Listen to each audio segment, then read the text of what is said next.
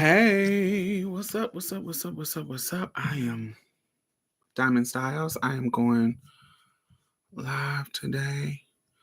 We're going to talk about a lot of stuff. We're going to talk about why do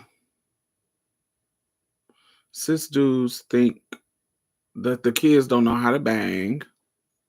That.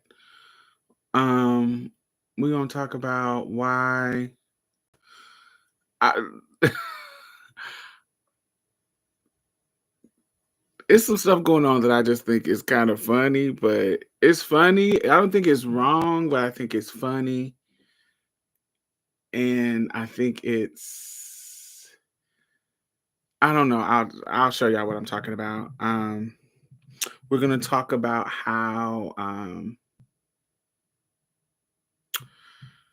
we have finally gotten to this point where dudes can, I don't want to say can, but there are a few of them that's kind of coming out and proclaiming their transamorous state of being, but there's some weird stuff going on that I'm like, that I want to talk about. And then I want to talk about we'll get to it. We'll get to it. I don't want to talk about it right here in the beginning of the thing because it might get me you know, it might be a problem. So we gonna chill and talk about it further in when the kiddies ain't paying attention. Hey, Miss Polk. Hey, Indigo. Hey, CL. Hey, Kay. Hey, Marissa. Hey, Jay. How are you? How is everybody? I just got done eating, so I have a little stain right here. Y'all see it? Y'all probably wouldn't even notice it if I wouldn't have pointed it out, huh? But I'm OCD, so I'm going to be paying attention to it. Get off. Damn spot out. In my Lady Macbeth voice. So what's going on with y'all before we get to starting? What's going on with y'all? How has y'all weekend started? Has it been good? The situation, like the situation, that's a new name. I don't know that name, but hey, how are you? The situation. I am wearing the delicious one of my classic fragrances. This is old school. I don't want to say old school, but I've been wearing this for years. Dolce and Gabbana, the one. Love her. She is one of my classic. Oh, I love this smell. The smell makes me feel expensive. It makes me feel feminine. And I love it. It's one of my favorites. I love it. That is what I'm smelling like today.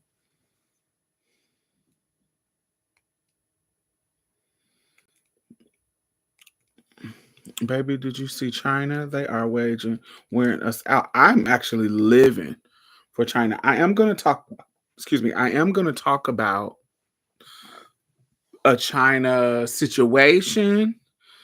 Um, I have a list of things I kind of want to talk about and see y'all opinion on. But yeah, China is, I actually live for it. I live for what's going on with China because it shakes up the illusion of American elitism. Um,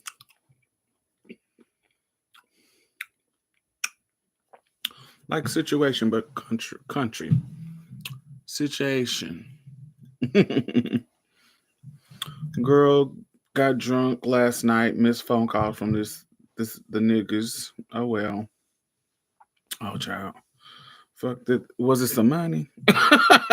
If it wasn't no money, fuck them. What does that smell like? It smells. It's definitely a floral. It's definitely clean, fresh, bright. It's not sweet like vanilla, and it's not that.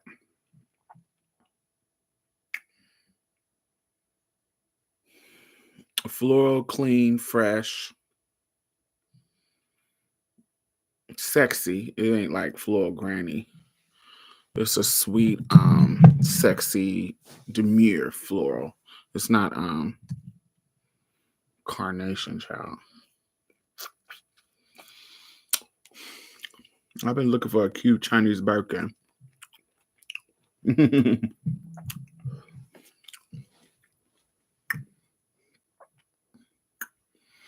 but the gag is when you learn that the leather that they use is from Nigeria.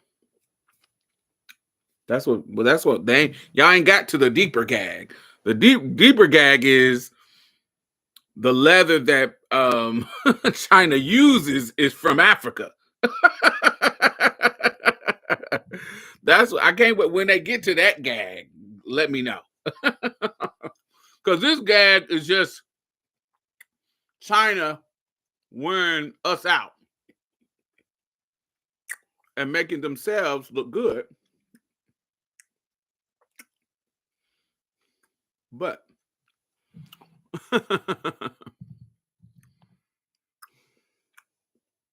when you realize that it's Africa that got all the shit, y'all. But they have such a hold on African governments. They be slaying their leaders and assisting their people to slay their leaders, Gaddafi. And let me put on my Hotep hat. But they be meddling in their business so much that they can't come up out of the control of them Europeans and Asians and Americans. It's wild. It's really, really wild.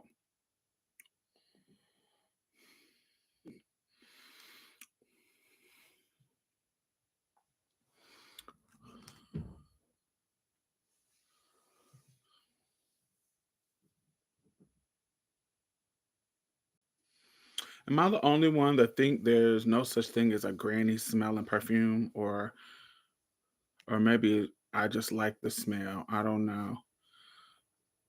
Granny smelling perfume to me is I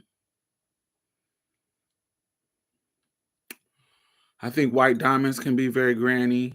I think it don't mean that it doesn't mean that it stinks. I think YSL opium smells very granny. I feel like Clinique aromatics. These are some of my favorite scents. I have them on my shelf. So it's Chanel number 5. That's a granny I don't like. Red Door is granny to me. Chanel number 5 is granny. I hate it. Chanel number 5 is a scent that I don't like. But scents that I like that are granny is gonna be YSL opium. White diamond is really good. I don't think it stinks, but I don't like it. It's not bad. I don't think it stinks, but it's definitely because of when it became popular, it's definitely something that reads older. Christian Dior Poison. I haven't smelt that in a way that I remember, but I can't imagine it smelling good. I don't like Mademoiselle, Chanel Mademoiselle. Oh, mm-mm. I don't think it smells granny, but I don't think it smells young or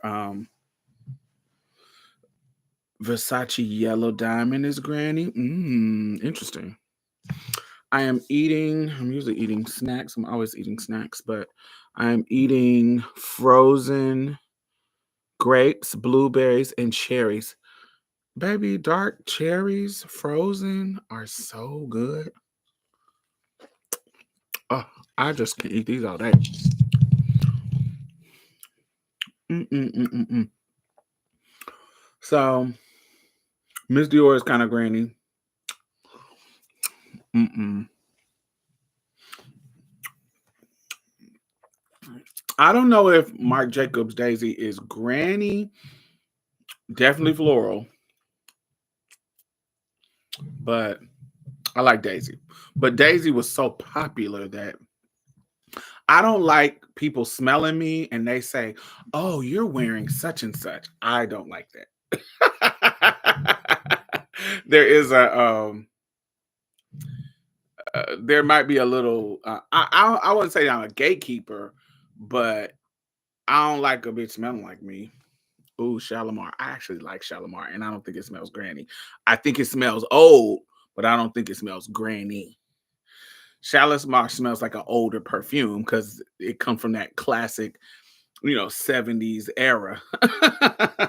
Like Dracar or Obsession or I think it comes from that 70s era, so it smells older, but I don't know if it smells um um old. I think all of those scents that come from that era we think of as granny. That's why I said YSL Opium, Shalimar, all the ones that come from that 70s, 80s era was popular then. Um, especially if they were an accessible price, they became popular. Estee Lauder. Yes, Clinique. One of my favorite scents by Clinique, aka Estee Lauder, is Aromatics. Love it. But it do kind of give off rich church lady. Rich old church lady. Hey RL, how are you?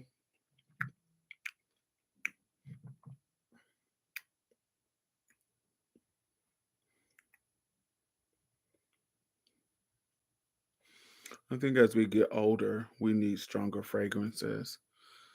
Um,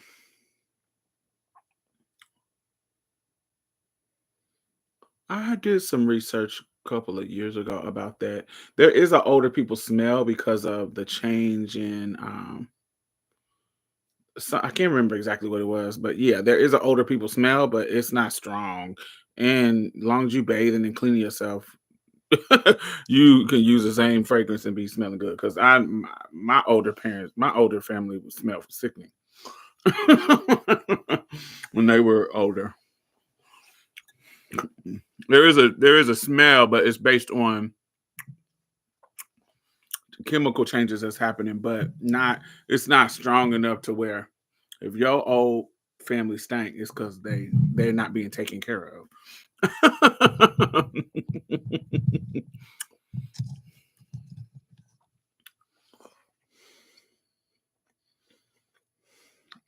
Cause baby, Miss Yulie Spivey, baby, always smell good. Come on in here, baby, and watch my pussy, baby. I don't want to be out here in front of everybody with my pussy stanking. That's how my great grandma would talk. My great great grandma. Come on in here and help me bathe, darling.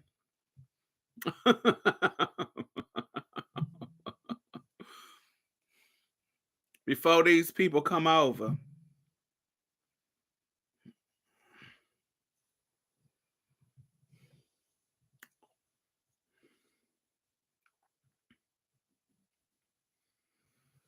It's okay. You trying to be a girl anyway, you can see me. You ain't one of these regular boys running around here.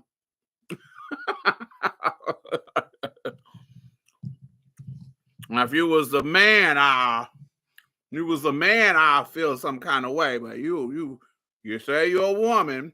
This is what women do for each other. This is literally what she used to say. With older women, the young women, the young gals help older women.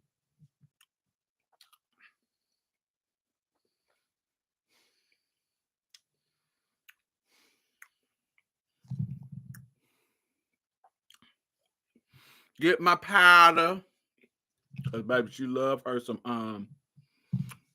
even though honey we learned it caused cancer. She didn't die of cancer, but honey, her talcum powder. Get me my talcum powder.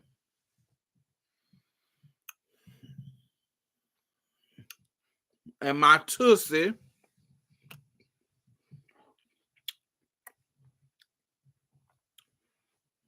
and my Vaseline. You need to act in a stage play or something. I love how you get in character so quick. That's how all the older women in my family they sound like. It depends. Like if they're super country, they sound like Fannie Lou Hamer. If they kind of been in a little, they country, but they kind of been in some money a little bit, like my grandma, my great grandma. They sound like, soft and demure older country women, with a little bit of class and distinction about themselves. That they sound more like that, and it comes off like a little more demure and a little more classy, but that's what they give off. But then when you get a little bit more country, they get to talking real loud and go on and get me over there, baby. You see the difference there. That's as we get down in the years, it get more loud and country and go on, girl, go on out here if I got my damn face, girl. They get to mixing between Mississippi and Louisiana.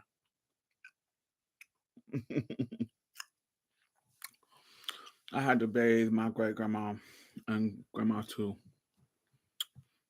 I forget that's a common Southern experience. Yeah, I had to bathe all of my matriarchal line.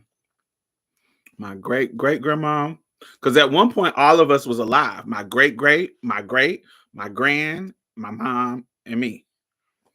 At one point, all of us was alive. My great was 92. I mean 96.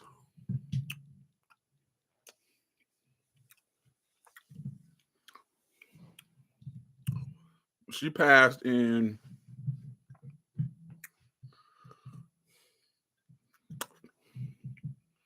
she actually lived longer. If I'm to remember correctly, I think she lived longer than my great grandma. My great grandma lived longer than my great grandma, I think.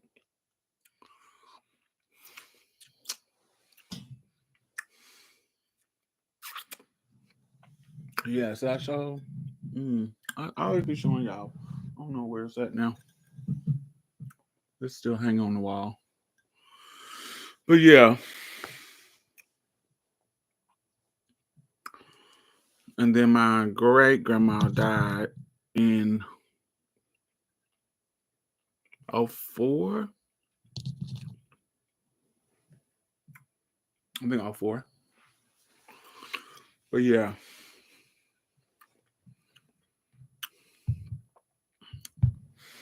Oh, here to bring my talcum powder. And she would wear,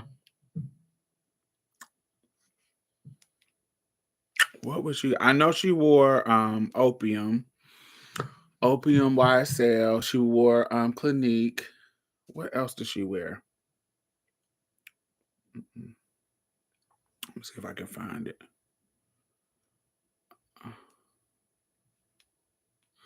It was something else. She loved Rose. Because she come from even older than that.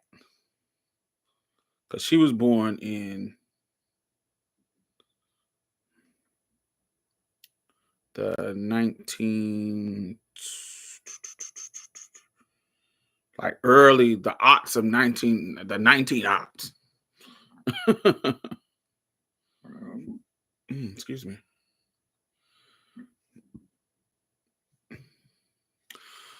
Popular fragrances in the 1930s. In the 1930s, popular fragrances included luxurious and sensual scents like Joy by Jean Patou, Taboo by Dana, and Je Reviens by Worth. Yeah, she liked Taboo. Yeah, that's what it was. Because Taboo even revamped itself in the 80s and came out. But my grandma used to wear Taboo when she was younger.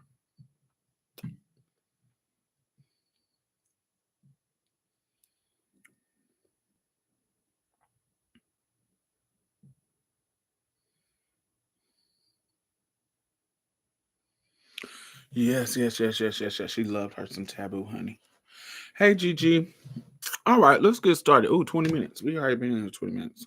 Make sure if you are new here, thumbs up if you hear something you like. If you are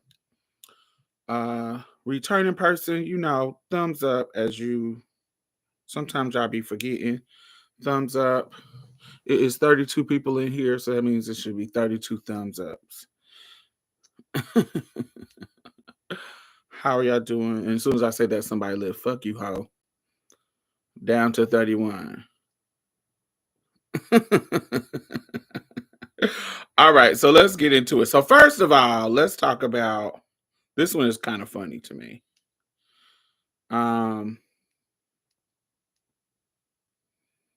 This is hilarious. Let me see if I can find it.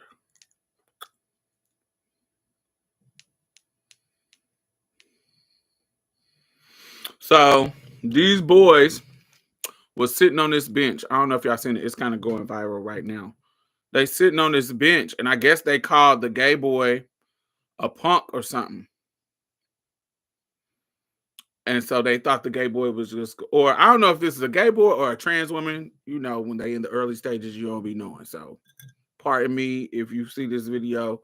I don't mean to misgender you or nothing. Sorry. But from the context, I can't tell from the context of the video what it was given. So, apparently the three boys is sitting on the bench and they get just talking crazy to the person who is either a butch queen, a femme butch queen, or a trans woman. I'm not for sure. But anyway, they get to talking, calling her punks and stuff. So she gives them the business.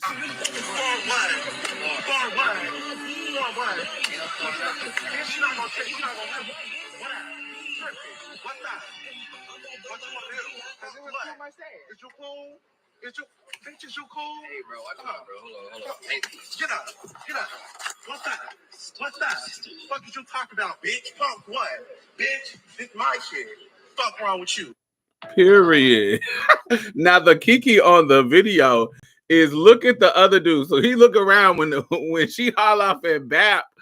He look around at his friends like, and his friends is ignoring it. And the dude right here, watch how he looking at his phone. I'm like, how you gonna be pretending to be looking at your phone when the drama is happening right next to you? Because ain't nothing more interesting in that phone than this happening. Look at him.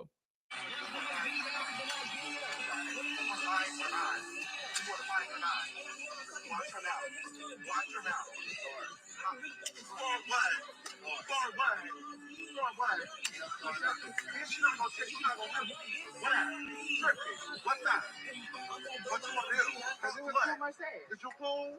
Bitch, is you cool? Hey, bro, watch out, bro. Hold on. Hey, get up. What's that? Fuck is you talking about, bitch? Fuck what? Bitch, it's my shit. Fuck wrong with you? I thought that was hilarious.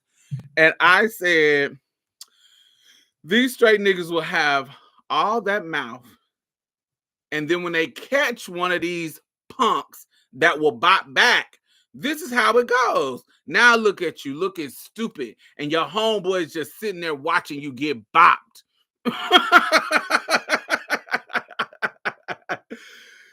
Because, sometimes the punks be scary and let the straight boys just be what they gonna be. But sometimes the punks will get up in that ass, figuratively and literally.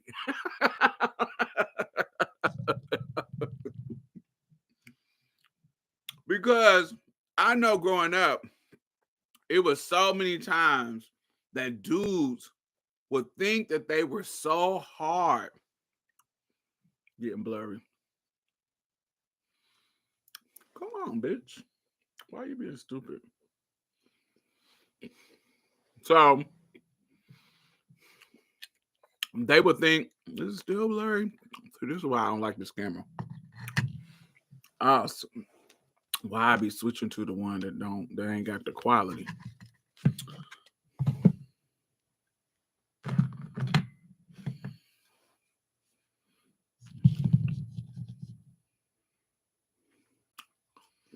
I'm using the one that I used to use. It's a better quality than my than my laptop camera, but it be getting blurry like it's doing now. Look at it's doing. I gotta get one that focuses fast or something. That's why I stopped using it. But the problem is this is a better quality, and YouTube recognizes the quality of this one, and they push out a better quality videos. But anyway, so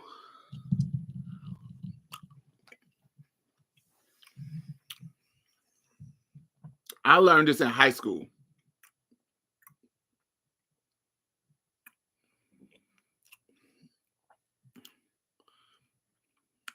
When it comes to twirling and getting like, I don't want to say street cred, but getting kind of like where motherfuckers know you a fight.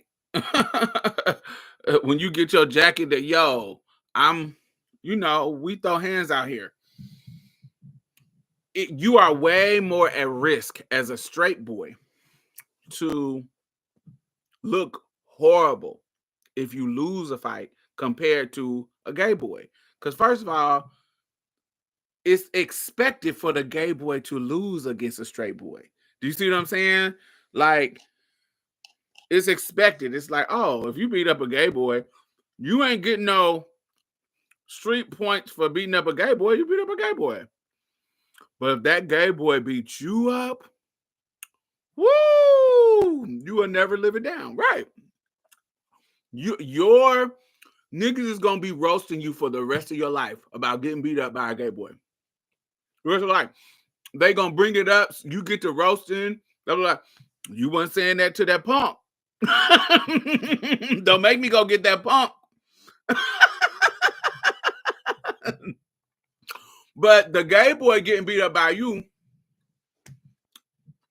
that's gonna be like, oh, of course. They gonna think, oh, yeah, they was bullying you. It don't make them look good.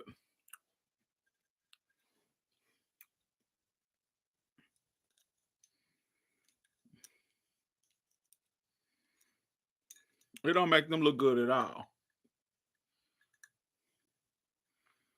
I remember, I think I told y'all this story. I remember these dudes, they just were bothering me, man.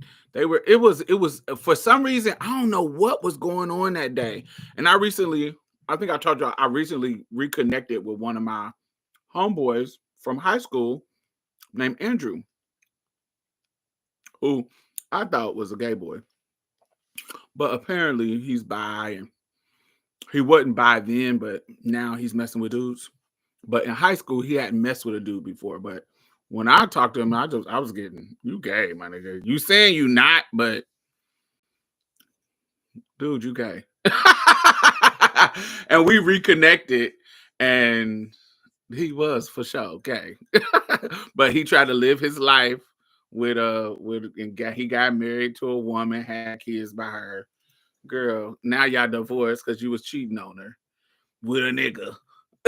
When you could have just been out with us in high school and we would have been free, the gay boys of the school. The gay crew, the trans, the gays, all of that. So I reconnected with him and we talked about this. And I don't know what was going on this particular day, but these niggas, they were just unusually determined to push my buttons. Like it was, you walking past and somebody call you, look at this nigga dressed up like a girl, or calling you a name, or just briefly, and then you keep walking there going about their business. It would be, that's normal. They don't, they'll say something, people will laugh and keep walking, blah, blah, blah. That was normal. But this day, these niggas started following me. which was unusual. So I'm walking past them in a whole opposite end of the school. And they get to doing what they normally do. I have on these low rise, like, because this is the 90s. So this is when I know 2000 is known for their low rise, but you got to know stuff starts before it actually become pop culture. So we was rocking low rise, kind of like flared boot cut jeans or flared jeans in the late 90s before it kind of blew up in the early 2000s. And so the kids, because we make the style. And so I had this top on. I had just started growing. I not just started growing my titties, but my titties was growing, so I had like a little A-B cup. And I'm tipping through. I have on this. Do I have on is it a bob? I have on a bob. I'm looking fly. But baby, I think this is the first time that I had wore this bob. This was like a asymmetrical, basically like a Rihanna bob before she did it. And I'm tipping down, and baby, this is wearing them out. And I'm painted. This is wearing them out. And so they get to following. Somebody called me RuPaul. Somebody called me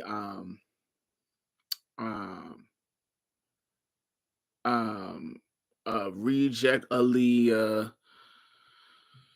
So just they're saying all this kind of shit. I keep walking. I'm not tripping. Da da da da da da da. But for whatever reason, once we turn around this corner and we gotta go up these stairs, it just the crowd of boys just got bigger. Like they started like a crowd of boys. It started off as like 1 or 2, and then it turned into 8, and then it turned into 16, and then it just was a group of people following behind me trying to roast me. And so it's like 3 levels. It's like a basement level, then it's like the main floor, and then it's like the second floor. So in this area of town, area of the school, you come from the basement floor up these 1 stairs, then you come open these doors, and then you come into the main hallway, and then then you come around the corner, and it's like a library, and then it's like I want to say open air, but it's not. The first one looks like a closed stairwell that you go up, but when you come out the door, you come up, and then it's an open stairwell where it's not closed in. It's like open, where you can look down and see people and all that kind of stuff.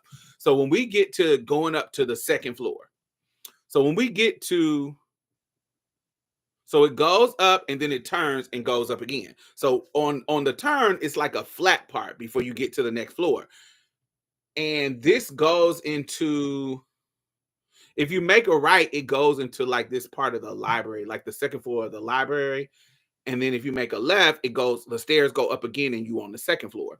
So when we get to that flat part of the 2 flights of stairs to get to the second floor, when we get to that flat part, somebody, I don't know who it was. Now, my mindset, since they following me, they're trying to roast me as a queer person. When you going through, these type of situations, you get used to this shit. Like somebody calling you a punk or doing something like that, you kind of get used to it. So it's not really shameful. But for some reason, this was getting me hot. Like it was making me feel, that heat that you feel when you kind of like are embarrassed. And I wouldn't say that I was embarrassed about what they were saying, because it was a normal stuff. I was just embarrassed that it was so many people watching which was abnormal about the situation. Because once so many of them started following me, everybody started following and paying attention to what's happening. Because it looks like it's about to be a fight, but nothing had happened to make the fight like a fight escalate or nothing. Do you see what I'm saying? Like it wasn't like two people were arguing, people just kind of crowding around. No, I didn't say nothing to them. I'm just walking past them. And then they start following me, trying to roast me. But when we get up to that platform to go to the next level of stairs, one of the boys, his name is Ronald Pittman, takes a can and throws it at my back. But the can doesn't have any liquid in it. It has like, imagine a can that has like maybe a fifth of liquid in it. It's not like a full can. It's open and it only has like a fifth of liquid. So when he throws it at me, it feels like, because I feel some wetness, it feels like somebody threw a wet napkin. So it didn't hurt, but it's just like somebody throwing a wet napkin at your back. So it didn't hurt, but I felt the wetness. But because I was feeling the heat of embarrassment, and I was already like, you know, that tingling feeling of danger, like because it's a crowd behind you and you in your mind, you like, I hope don't nobody put their hands on me. Like y'all getting a little close, it's getting loud, people laughing. So it's building up from two people to like a crowd of people behind you as you walk in. So the nervousness with that, the embarrassment of everybody watching them kind of roast you, and then the fear is building up in you because it's a bunch of people. You don't know what's about to happen. You feel what I'm saying? You don't know what's about to go down, but your spidey senses is up. And so he threw it and hit me in my back. So my brain, when I get some hands put on me or somebody does something to me, my brain goes to fight. It does not go to wonder what happened or what's happening. No. It goes to fight. So soon as he did it, I seen his because I'm paying attention, but I am walking forward and they're behind me, but I'm paying attention. And I see his arm go down where he's the one who threw it. Baby, my rule that my cousins taught me was, if you about to get jumped, focus on one, because you can't fight them all if you're not the strong one in the situation. But focus on one and just go nuts. Me thinking that I was going to get jumped, he was going to be the one that I was focused on. Because, baby, Arlington boys didn't mind jumping nobody. They will jump you. But for whatever reason, that's not what happened today. Baby, when I got on his head, I mean, I was wearing him in. Boom, boom, boom, boom, boom, boom, boom. Bit him on his face. Oh, I was just going nuts, like mauling him. Going nuts. Blah, blah, blah, blah, blah, blah, blah. Get on top of him. Bam, bam, bam, bam, bam, bam. Bite him. And he's bleeding. Boom, boom, boom, wearing him out. The security come over and slam me on my fucking face like this. Zoop. And my whole fucking eye skid on the floor. When I get up, my whole fucking not the eyebrow, but like right where you would put like the shiny part of the makeup, like right here, that was skied up against the fucking floor. So it was like a little scrape. It wasn't bleeding or nothing. It was just you know how like you scrape your knee or something. It was like a scrape like that. And so when I get up and the security grabbed me, then the security grabbed him, and they got us, they done put the handcuffs on both of us, and they got to walk us through the crowd. Because, you know, once the fight starts, the crowd is crowding around watching. As they walk us through the crowd, the boys that was with him said, "Damn, that faggot beat your ass, Ron."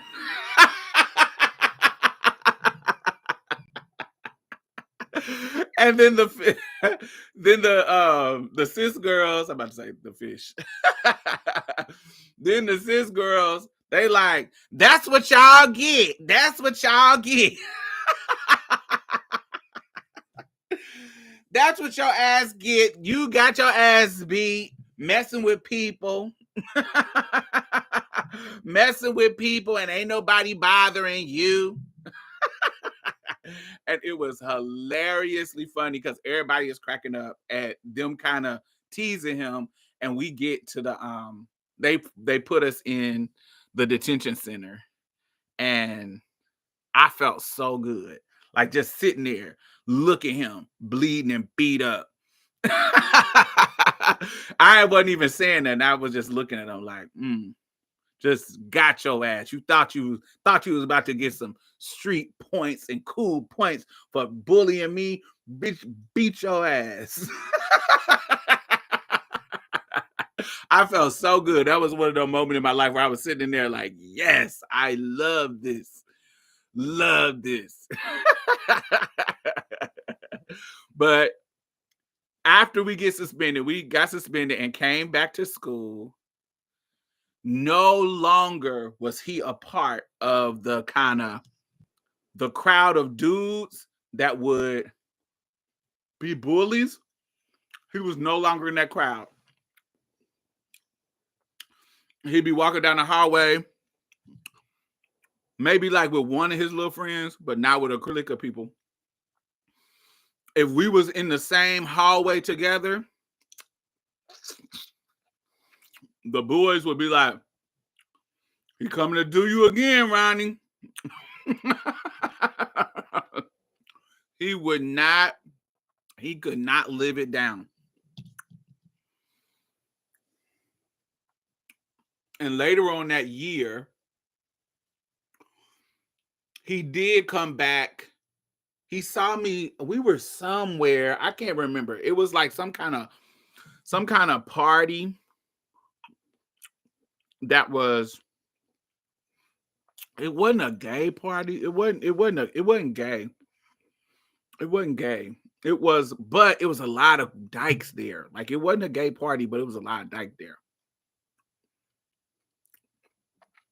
And at this time in my life, I had a clique of like assigned male at birth people, where they be trans or gay boys that I hung out with. And then I had a separate clique of dykes, like studs and femme, white girls. I don't know how this happened. When I look back, it just was kind of strange. But one of the reasons why I was kind of popular is because I had my own place. I imagine a teenager having your own place. Your people can come and smoke at your house. They can come and hook up with people at your house. Like my place was where like the dykes would come and hang out. There wasn't no parents there. So it was, you get what I'm saying? So it made me, I don't want to say popular or cool at school, because it wasn't at school. It was just people in the gay scene who knew that I had my own place. Well, let's go over to Diamond House. And so they would come over. And so it became a spot to where the dykes was coming. And for some reason, there wasn't a overlap either. Like, it was crazy. But like when the dykes was over my house, the rest of the people weren't there. Like my Ty or my other gay boy friends, they wouldn't be over there. I don't know why that was. That wasn't the norm.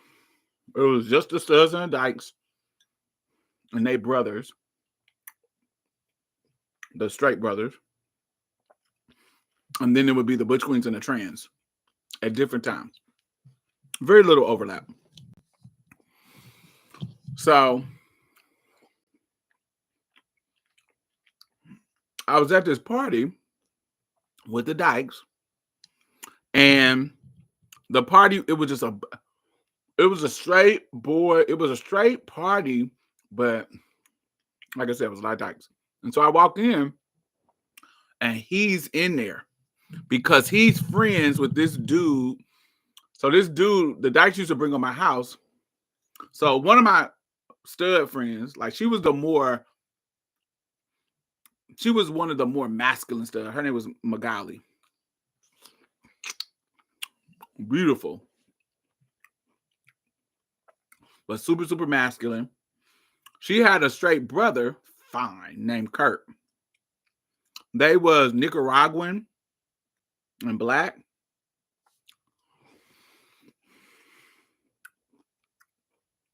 And Kurt looked like a fine version of like, he don't look like him. He looked like a finer version, like a more traditionally handsome version of Floyd. Like the singer Floyd. Floyd kind of ugly a little bit, but to me. But he looked like a more traditionally handsome. Like if Floyd had a baby by Mandy, like that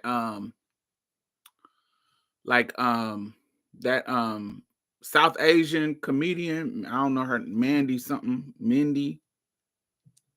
I don't know her last name, but y'all know who I'm talking about, the South Asian comedian. She's like the most popular female South Asian. Mandy. Think about if Floyd had a baby by Mindy Keeling. I don't know if that's her name. Is she South Asian? Lloyd the singer.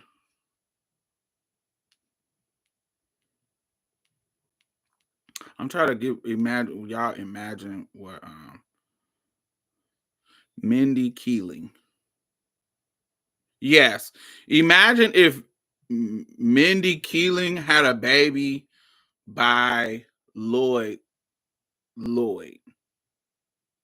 And the baby kind of looked more like Lloyd, but he looked more sickening. So anyway, her brother Kurt was fine. Kurt was fine. And he's straight, so he would always give just playing, just straight boys. I'm cool with the studs, but I'm not cool with the gay boys. But me as a trans woman, he almost was forced to deal with me because the studs would come over my house and he would be trying to smoke, so they would have to come over my house, and so it will force us in social situations. But you can tell when he first would come over there, he would be very emphasizing on I'm straight and da da da. Of course, a year of playing that game, I end up having him. Child, get out of here. But Kurt used to have, there used to be this girl, Kurt used to have a friend named Marcus that would come over to smoke too. The reason why Marcus would come over, because Marcus lived with his mama up the street from my apartment. So Kurt would be like, yo, I don't want to be the only straight dude over here, so let me bring Marcus over here so I can kiki with Marcus.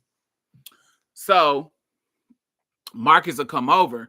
So I knew at this party that we went to, Marcus was friends with Ronnie, with friends with a dude that was friends with Ronnie. So they end up all coming to this party together, and Marcus come up to me because Marcus has came. Now Marcus, unlike Kurt, Marcus is attracted to me, but he don't act weird about it. We never have. Me and Marcus never have, but he tried to have me, but it wasn't that. Marcus was fine too, but I wouldn't. You know how sometimes you be wanting to have people, but it just never happens. And that's how Marcus was. Me and Marcus never happened. But he clearly made it clear that he was attracted to me. But it never happened. And so, but Marcus is the type that if Marcus see you in public, Marcus is gonna give you a hug. Marcus gonna treat you exactly like the rest of the women in the group. Now, Kurt, on the other hand, Kurt is a type. It depends on how the other niggas is engaging with you, how he gonna treat you. But Mark is the total opposite. Mark is gonna treat you like the regular girls in the chat, not in the chat, in the group. So when we come into the party, he's with the clique of dudes, and he sees me come in with all the dykes. And so when he comes up to me, he gives me a hug. He gives all the girls, he gives them a hug. And he's being a gentleman like he normally is. But he's with Ronnie and the clique that goes on. So all the dudes follow suit with Marcus and give all the girls a hug. And here goes Ronnie in a space that's not school after we had got in a fight. After I done beat him up in a space that's not school, and we're in a space of dudes he with that's not connected to school, because all these boys don't go to our school. He does, but all the boys that he with. So now that he not the cool boy at school, he has a whole other clique of friends that he hang with now after he done got beat up at school. So now he comes in and he all the dudes is coming up and hugging the girls. And so now it's his turn, and in that moment he apologizes to me. He apologizes and say, you know, man, I was tripping, my bad. I did not even, I was being childish and blah blah blah blah blah blah blah blah blah. And I say, that's cool. It's okay. I hug him. And we go back to being normal.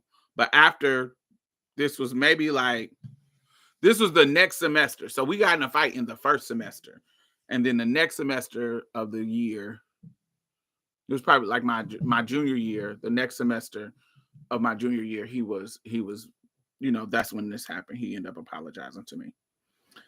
So it's just always funny to see dudes who trying to think that they can disrespect like butch queens or trans girls and think that we ain't gonna bump with them. Cause I think they used to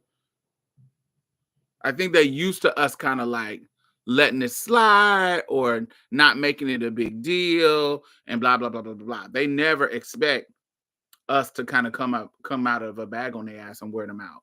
So I thought that was interesting. Do y'all have that same experience? Do y'all have a war story? Or were y'all one of the ones that just let them wear y'all out? Let me go get my drink.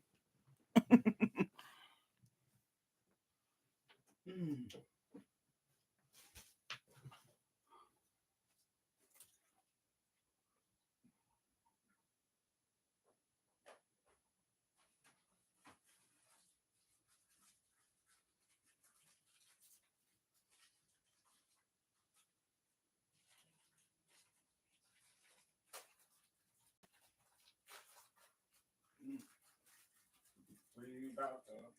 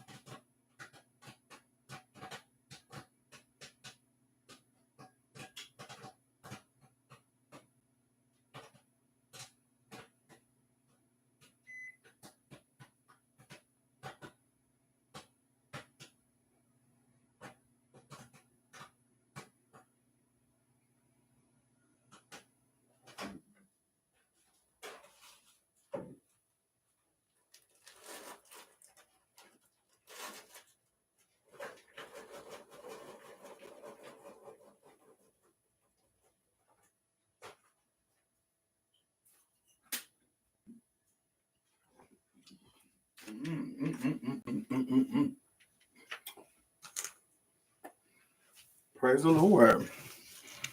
I'm back. Hello. Let me see what y'all say. This man was at the bar with a newly out girl and a bunch of trans folks, and this guy in jean pants and jacket harassed her. So I got up in his face and said, "Let's go outside." When he called me a bitch, I knew I had one. He backed down and act chicken shit in the corner all night after that. Period.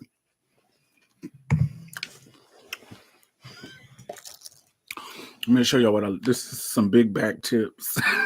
Let me show y'all what I love to do. I love to take regular buttery popcorn, microwave, spray it with some, I can't believe it's not butter. Just lightly spray, because this just has like 0 calories. 0 calories. That gives it a little bit. First of all, it gives it flavor because it's butter. And then take some nutritional yeast. This has 40 calories with 2 teaspoons. So it's not a lot of calories because you're not using a whole 2 teaspoons. So it's just a little bit of calories. Not saying that popcorn isn't is healthy. I'm just telling you this little trick doesn't add a lot of calories. And so you sprinkle just a little bit on top of the buttery spray you just sprayed. Boom. And baby, shake and eat.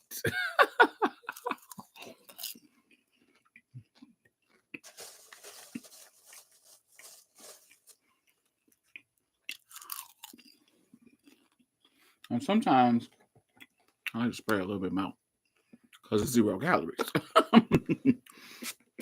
Just to make sure that, because sometimes the nutritional yeast won't stick to it like you want it to stick. And it need that little bit of. Good. Hey, Cliff, babe. How are you? What you doing online? You don't never be online.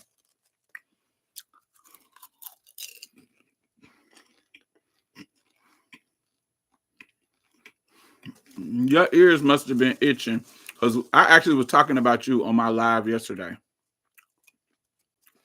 Yeast tastes like it's cheesy without it. It's not dairy, so it tastes cheesy. Like it makes the popcorn taste cheesy.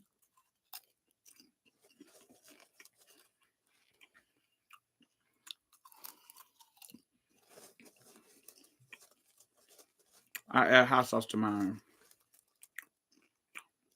I was talking about when me and you were talking about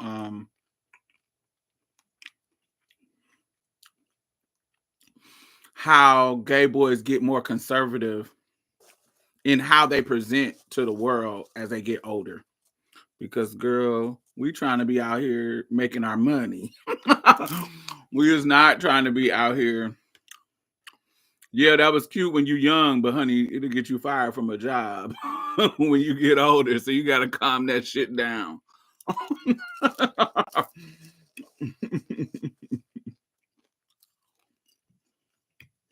Hey, Fight. Hey, Maxwell.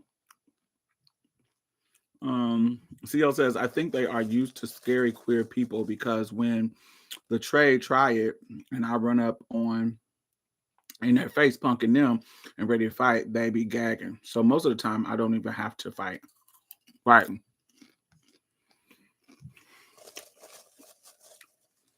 So funny because his words was mean, but once he said bitch, he was sounding like a beat dog and ran off.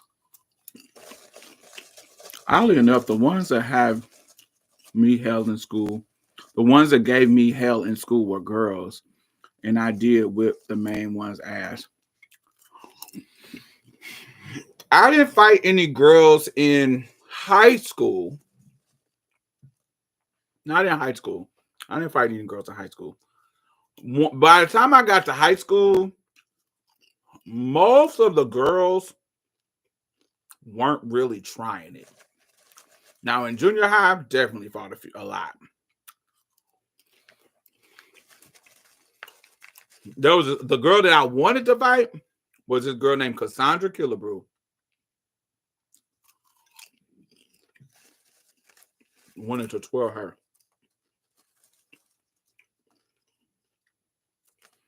But it never escalated.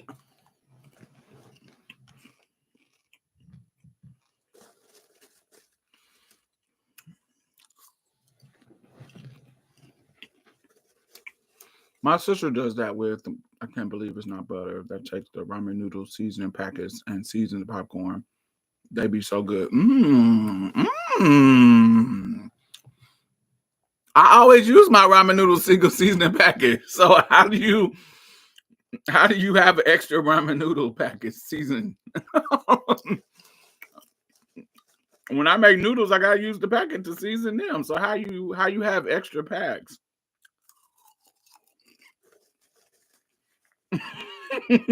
Cassandra Killebrew sound like a bitch you have to fight, period. I never looked her up on Facebook. Let me see if I found her. Cassandra Killebrew.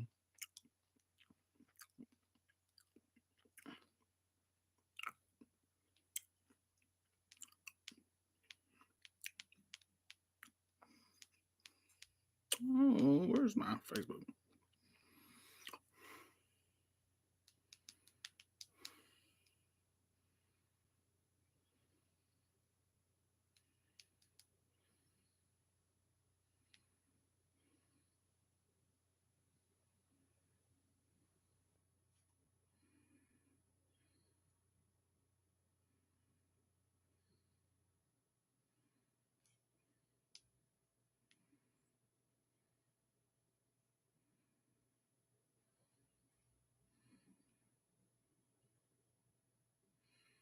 Damn, this look like a bunch of white people. I don't see no black Cassandra Killebrews. I don't see her.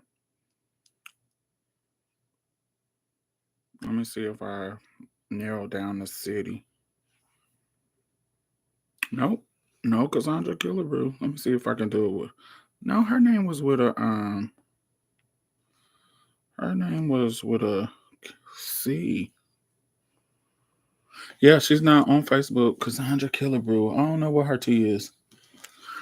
I haven't seen her. These hands are ready to eat for everybody. Period. Have you ever tried the Korean ramen noodle? They're round and spicy. They're so good. Like in the bucket, like in those buckets. Yeah, I tried those. Those are good.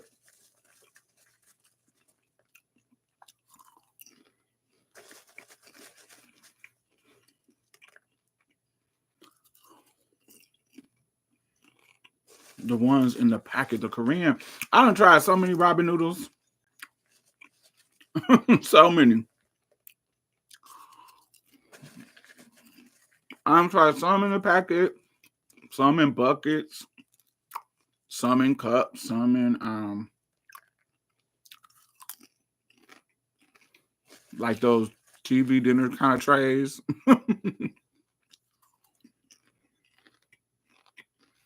They'll only use half of the noodle packet, so the noodles won't be too salty because she adds other seasoning out of the cabinet. So that's how she ends up with leftover. Gotcha. Couple noodles. I'm gonna always ask something. You know what Lorna used to do when we were spending the night over there? Lorna, that's how I knew she was a white woman.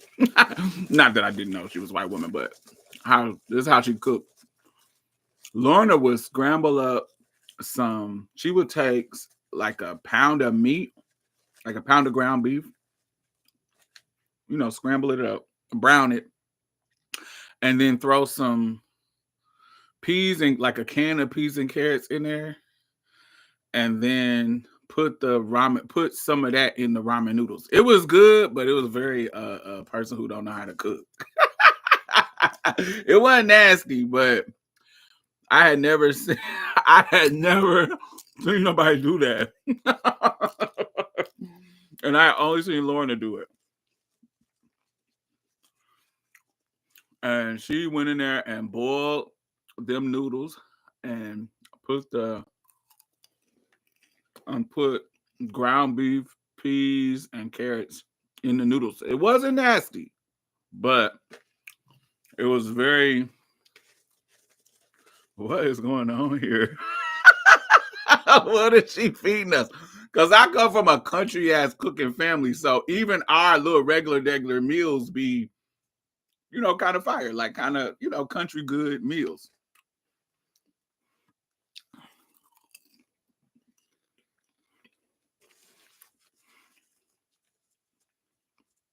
I love cheese flavored cup of noodles. I like chicken and shrimp, either one of them.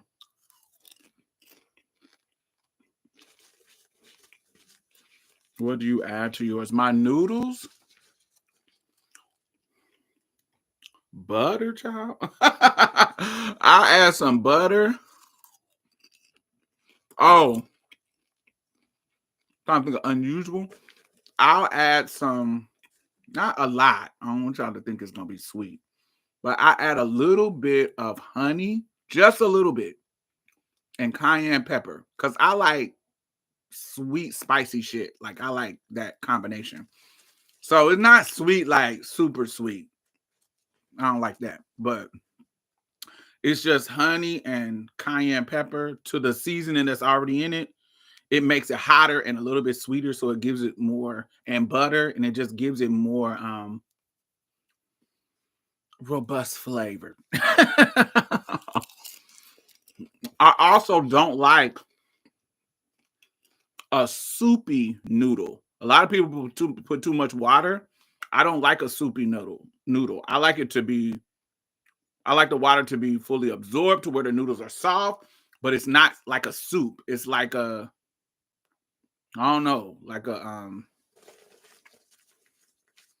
it's just mostly noodles, like soft noodles. I don't like soupy. Mm-mm. It's in some liquid, but it really feels before you start eating like pasta and sauce. Yes. I like it before you, like once you get all the noodles out, you're gonna have some liquid left. But when it's first in there, you're gonna see nothing but noodles, not like no soup. I like it to be kind of like saucy and creamy with the butter. So, that's for example, when I cook my noodles in the microwave, of course, if I'm trying to be quick. Now, if I cook it, like if I got some time and I want to fancy it up, then I cook it in a pot.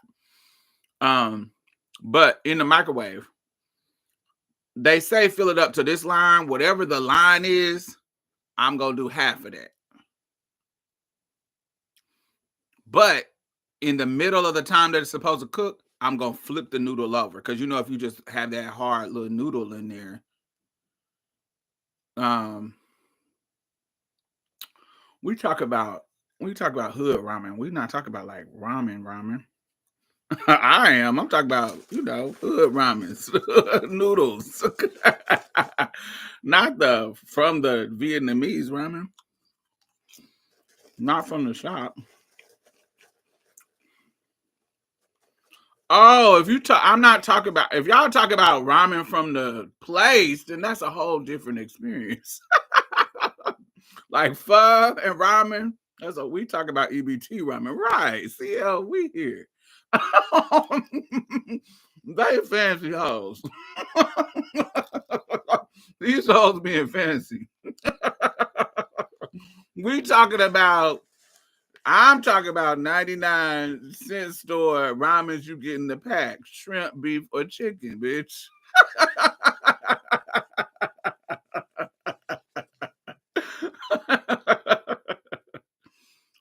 And if you fancy, honey, it might be spicy.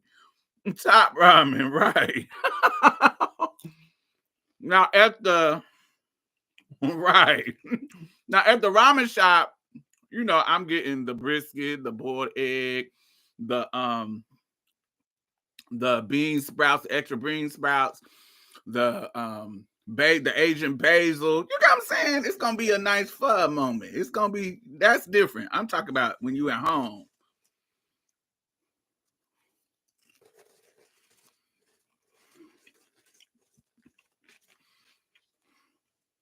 The ramen I make at home, I fix up like the restaurants. Oh no. Right. 99-cent pack. You gotta doctor it up. Fancy is adding mayo to the base. Mm. I don't want to shit on it, but I don't like mayo like that.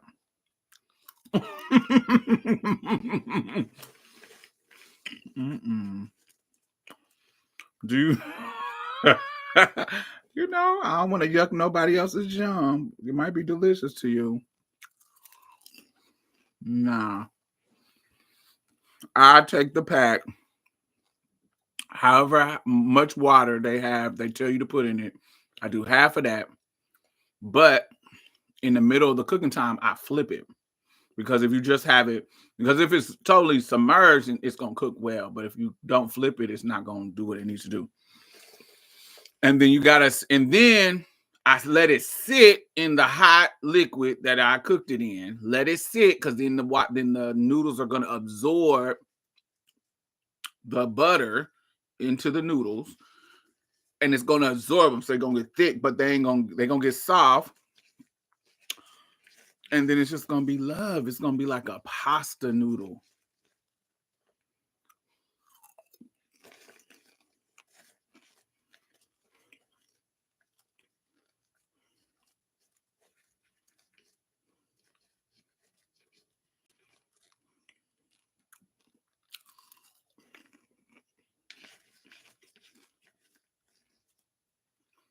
I hate the thickness of real ramen noodles. Yeah, I do like the rice better. But sometimes if you get the real, there is a version of the real that is thin too. There's the fancy ones be thin too. They be thin like the rice noodles and more hearty. But I know the ones you're talking about, them thick, like, they not udon noodles, but they thick and stupid thick. I'm like, you looking like a bitch from Magic City. In my bowl. Get out of here. No, thank you.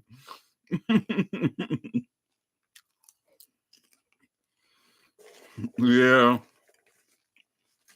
Adding mayo is pretty white to me. Adding mayo to anything. The only thing I add mayo to that's fire, y'all might want to do this. If you add a couple of scoops of mayo to whatever your cornbread recipe is, add a couple of scoops of mayo in there.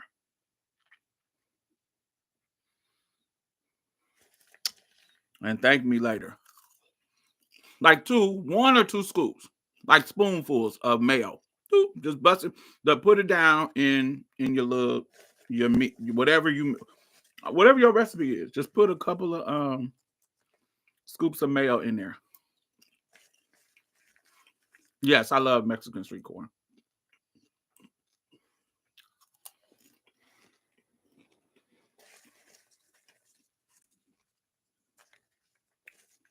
Oh yes, you know how to cook. My granny did that with her cornbread. I'm telling y'all, I can't cook. But baby, if you want to take your cornbread recipe to another level, my mom does that instead of using eggs. See, I like eggs though. I like eggs. I like the texture of egg in my cornbread. But 1 or 2 scoops of mayo. And I like sweet cornbread. I don't like cornbread that ain't sweet. I don't like that. So, and I use mostly cornmeal, but I put a little bit of flour in there too. I like a little bit of flour in my cornbread.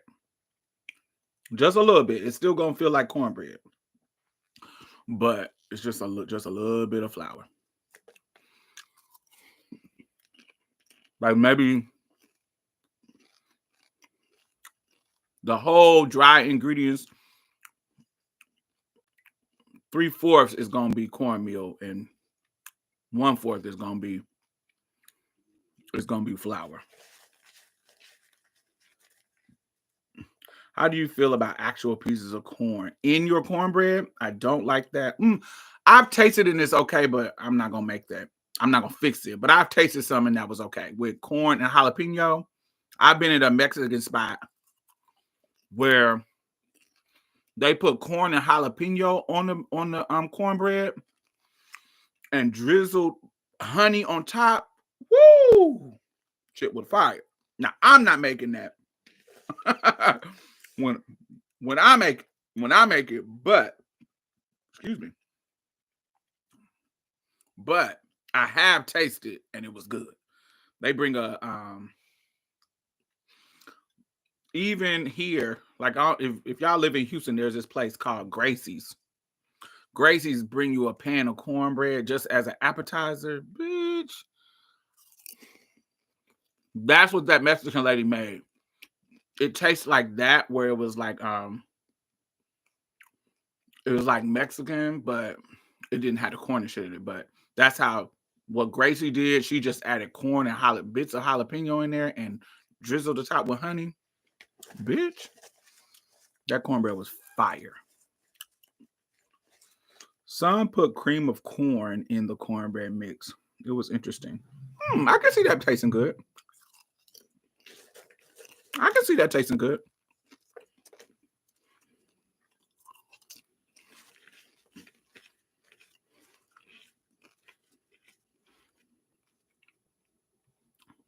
I'm not doing that. If you come to my house, I'm not putting no corn and jalapeno in my shit. But I have tasted good. You're gonna get regular regular sweet cornbread.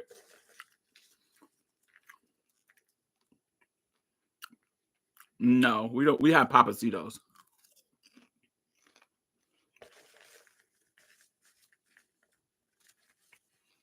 Folks, I'm 8.5 months pregnant.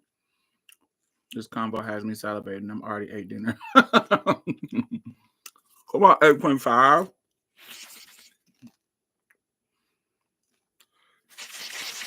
Yeah. Ready? Do you know your baby's gender? Or how much? What's the more politically correct way? Are you gonna do you know what you're gonna assign your birth? Oh, where is my tissue? I need to go get some tissue. She's a girl until she decides otherwise. Work.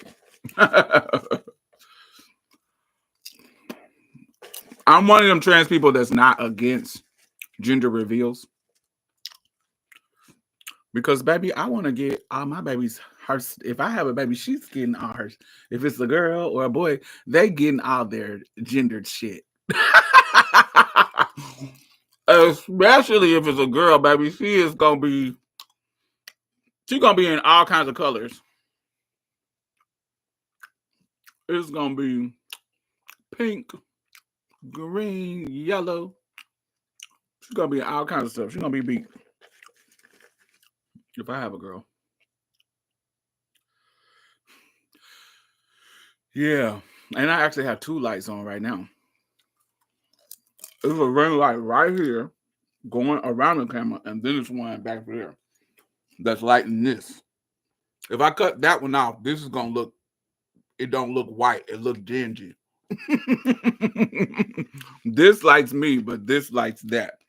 And it looks like it really is. This look white, it's white and black. But when I cut that light off, this be dark and looking all dingy and yellow. I don't like that. I know your child would be spoiled. Oh, baby. Yeah, my child would be spoiled. I'm going to have her middle name be Jahira. Oh, that's so sweet. I love that.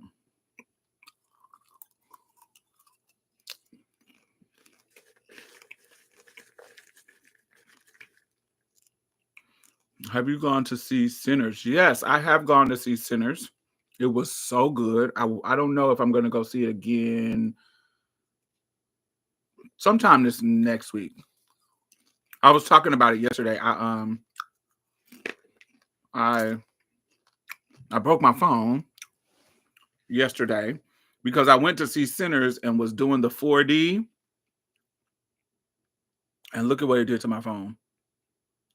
And went to see the 4D, and the whole half of the screen cracked right there. So no, because it was in my lap when the fucking seats was shaking and shit, and it fell on the ground and cracked my whole phone. So I had to go get a new phone. A new Android Ultra 25. This was an Ultra 22.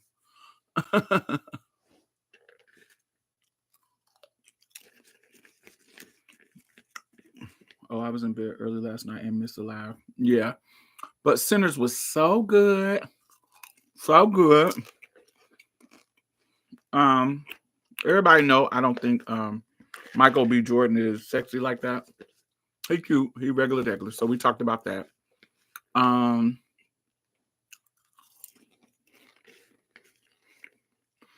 love how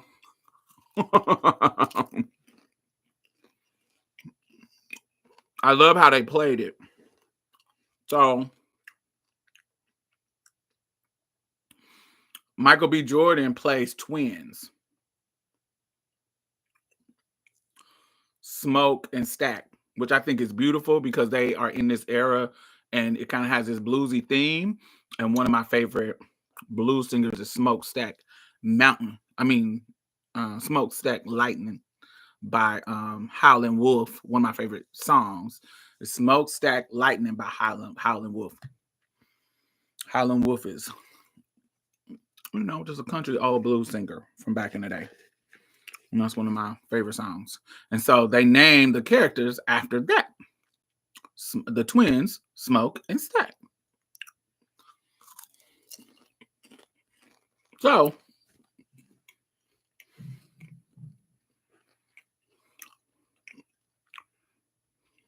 I was like, oh, y'all think y'all slick. So they made one of their love interests, classic. I'm not gonna tell you the storyline, but one of the characters, you see the characters on the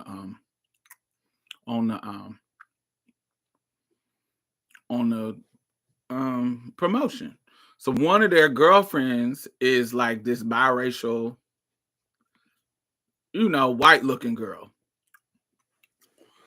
And the other girlfriend is like a hoodoo conjuring woman, the dark-skinned, big titty black girl. So you get the classic light-skinned girl being kind of like the center of attention too. And then you got the beautiful black woman being the center of attention too. So they give all the things, because if they would have made the light-skinned girl, they would have been like, now y'all know better. After the Black Lives Matter child, what are y'all doing? And Wakanda, what are y'all doing? But they actually do both because they twins.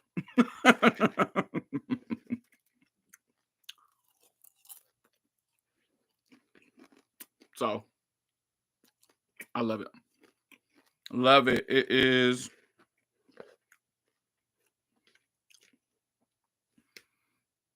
Yeah, I really love it. It was really, really good. The storyline, I wanted a little more. Let's see. I wanted a little more. There was some nuances I felt like they could have explored, because they have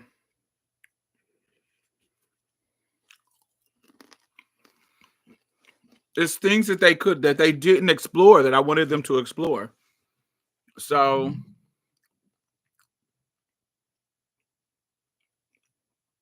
there was I'm not telling y'all what happened, but there was a Native American spin that starts in the beginning that they never explore.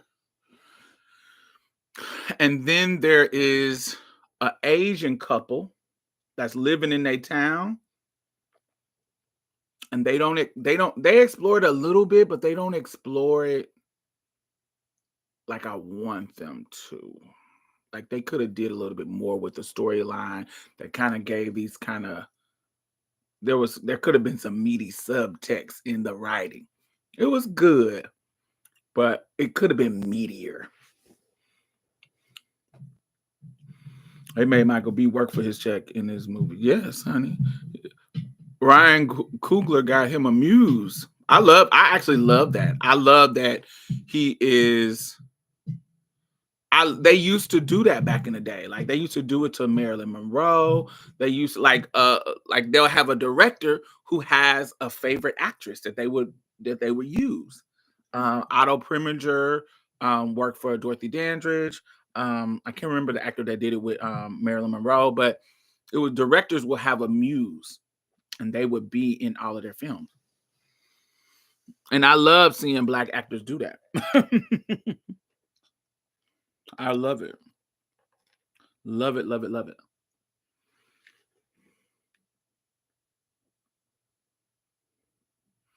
Yeah, I want to go see it again.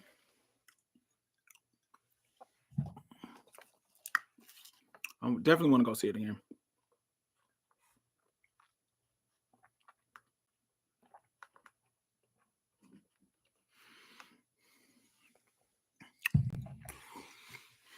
So make sure y'all go see it.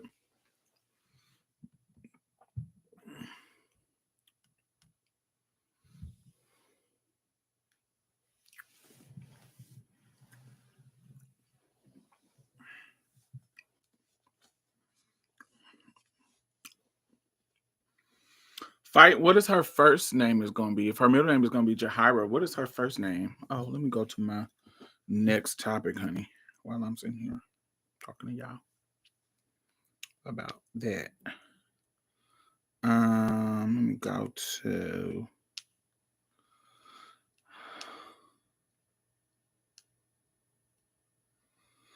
silver moon shining on my bed beside my pillow, light the pathway to bring that man. Ooh, something tells me something. Running on that now, something's telling me, yeah, it'll be all right. Baby, come to me.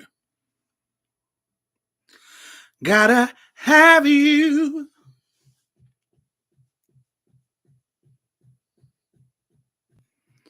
Thinking of you. You're turning me on. Can't remember the words. I thought the agent daughter was going to have a bigger role. Same. I wanted something. I felt like they could have played with that. They could have played with that.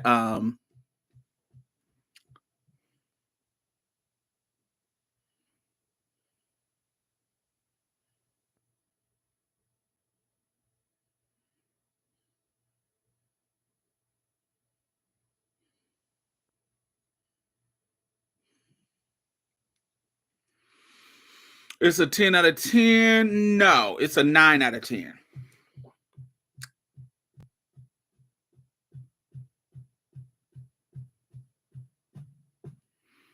There was ways that it fell short in what I would think that they should do. Definitely for sure should have made I'm Cajun moon. Where does your power lie? Oh, is that what you talk about? You took my baby way too soon. Cajun moon. I think that's what you're talking about.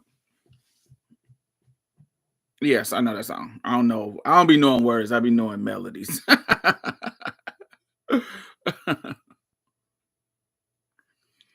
Not asking for spoilers, but did you stay for both? I stayed for the second because I was warned to stay for the first one that come. I didn't stay long enough for the second one. I thought it was only one.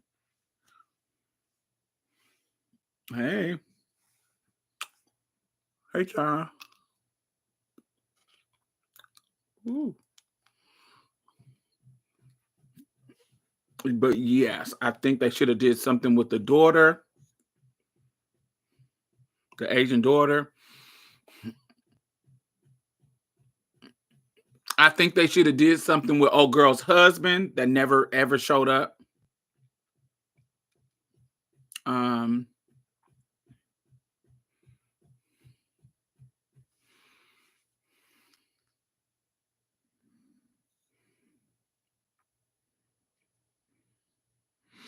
I thought that oh God, oh, I want to talk about this, but this would be kind of a spoiler.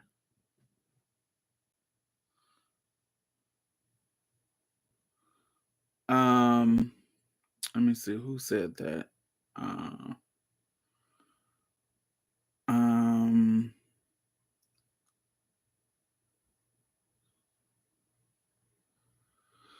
Yeah, it's very few movies that I would give a perfect score. There are some though. There are some movies that I will give a perfect score. If you watched it, I'm trying to say this without giving a spoiler.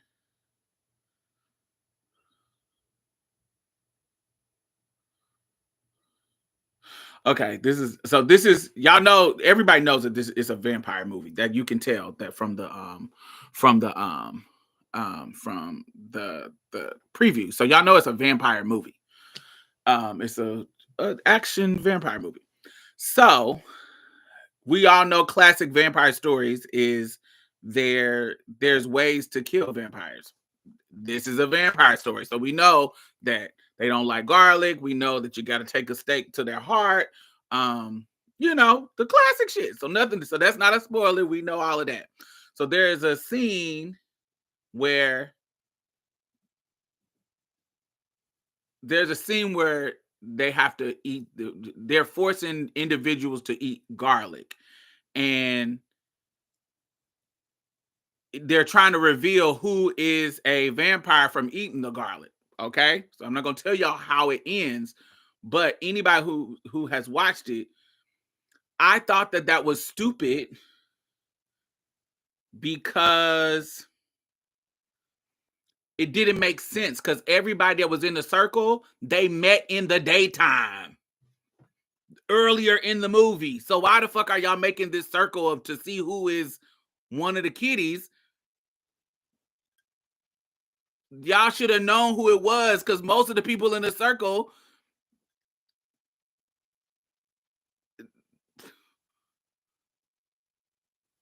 it was like, what? Everybody in the circle, y'all met at the train station when the sun was beaming. They would have been gone. Why are we even here? This is stupid. This is fucking stupid. So, yeah, like they should have known who it was.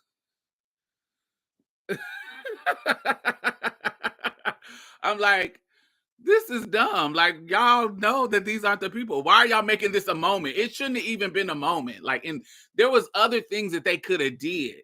Like it just what it was. They could have brought her husband. I felt like the dark-skinned pretty girl that could sing. I felt like her, the skinnier one. I thought, because the other girl was pretty too. I love her. She plays on Lovecraft Country as what you call it, sister. I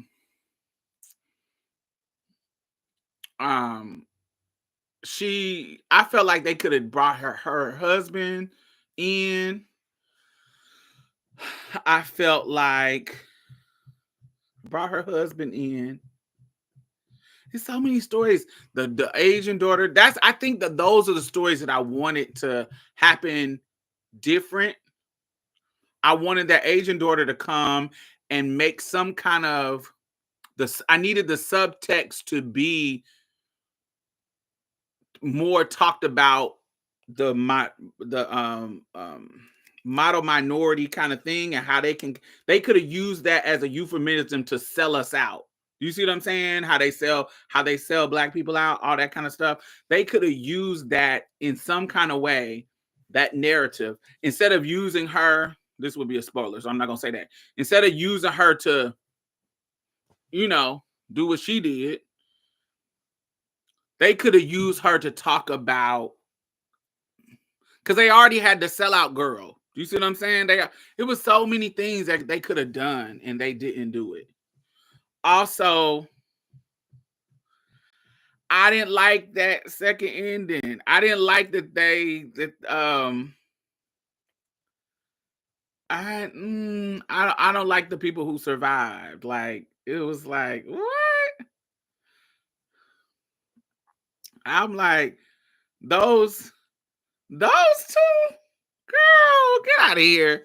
I'm like, them. It was kind of like, I did not live for them being the, I get it, but I didn't like it.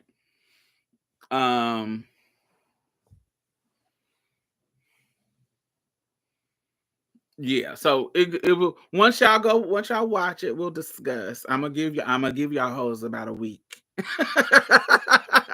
Y'all need to go see it. So y'all need to be supporting Black, and it only counts for the week. Really, it only counts for the weekend. That's what makes it a hit or not. You gotta go. Y'all need to go today or tomorrow. It's the first weekend that it comes out that they really count the numbers. So y'all need to go.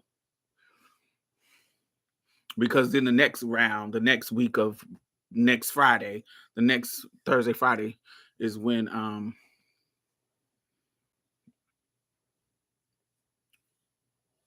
they stop counting. Because not stop counting, but when it counts toward being important.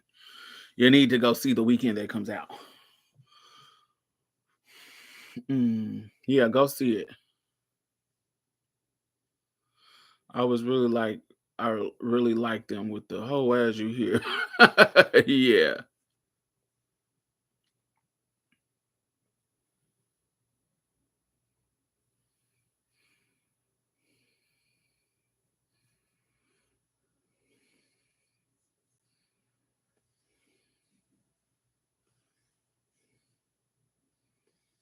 But they didn't. That, you're trying to spoil it, but they didn't.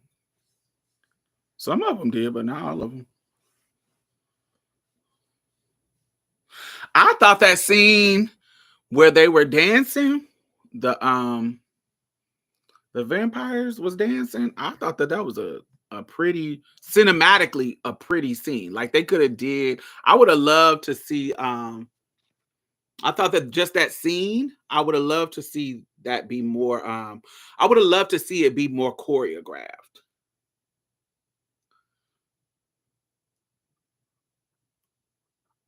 Just a little bit more. Like, instead of him just doing the dance, that's what I thought too. But they didn't even add them in.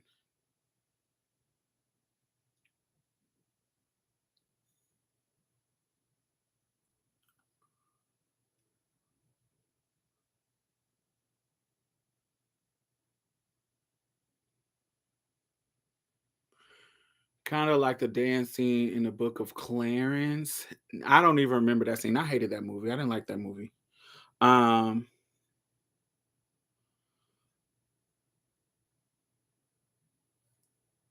But I would have wanted it to not choreographed to where they looking like they're Thriller, but I would just maybe like two more people doing that like river dance shit. Like, if it was a little bit more, like, I would love to have a little bit more choreographed in the more river dancing. But the way it looked, how they was panning the screen, and you know, the main vampire was dancing and singing that them little Celtic songs. I love that they chose the Celtic songs. I love that. And just that whole scene was beautiful. Like that whole dancing scene. I love that. That was sickening to me. Cinematically, I thought it was so pretty. I thought it was so cinematically pretty. I wanted their what I did love, I love how they did their eyes. I really like how they did their eyes because they're sometimes like on the new Anne Rice interview with a vampire. I don't like how they doing their eyes. I don't like it. Them little round ass contacts. I don't like them. I don't like that. I like the way they did their eyes in this one. That Irish shit was kind of bewitching, wasn't it? I like that whole. I love that that's the music they chose. I actually like it. And bluegrass, because they gave it Irish, which made it more hit. The Irish part was way more. That goes further back. That goes back to Celtic. But I like how when he was with the first two people, just the two that he got in the beginning, and they were doing the bluegrass banjo shit. I was like, oh, that's a real country and white. And so this is not spoilers. This is just, little cute little musical details that y'all will enjoy. That's not going to ruin the storyline for y'all. But when it was the first, that little, they did, I like how they went to the banjo. And then when they went to the other dance, which was a musical part, and then when they went to the other musical part for them, it was Celtic. Yeah, they gave Riverdance Celtic and that kind of still country Celtic, and I loved it. I was like, they doing a big one. He definitely doing his big one. I love the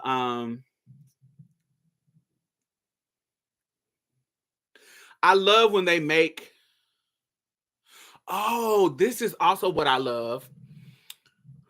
This is why I wanted them to be deeper. So in the beginning, I loved it, like right in the beginning, like when they're setting up the story, just the beautifulness of this is a time in Black people history where people love to make it horrible, hard, and ugly. Like, oh, we picking cotton, ain't no beauty in it, ain't no kind of life. It's almost like, oh, we oppressed and sad. The way they depicted it in the beginning to set up the story, how the sharecroppers was living, how old boy was with his wife working the land. Yes, we know systematically this was oppressive and this was a scheme. Sharecroppers was fucking basically new slave owners. I mean, not new slave owners. In a new system of slavery, working land to still benefit the people who own the land. Do you see what I'm saying? It still was kind of bullshit. We know that. But people living in it still was finding joy because they was free. Do you see what I'm saying? They wasn't in slavery getting beat no more. They was having their family, their children was working the land with their wives, and they're surviving.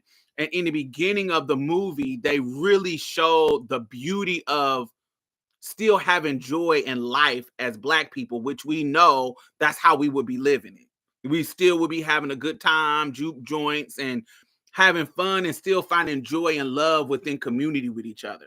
We don't really see that being displayed in movies about this era of time because they're too busy trying to make it seem like, let me correct words. They're too busy focused on the negative.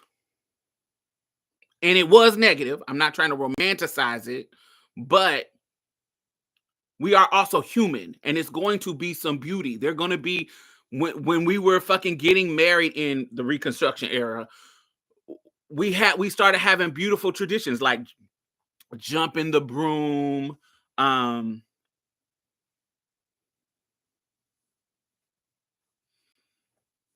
while still calling the places they were sharecropping plantations, right? And you get what I'm saying? Some people was running from and going to these cities And some people were still saying in the South, this is during that era where people were moving and the Klan was doing their thing. But people were living and getting along with the people.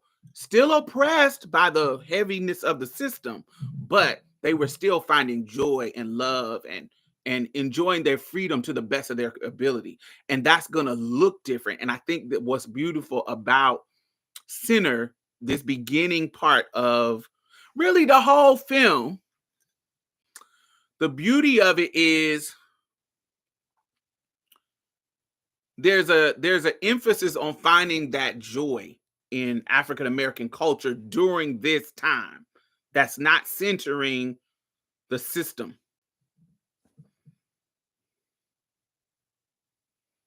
Right.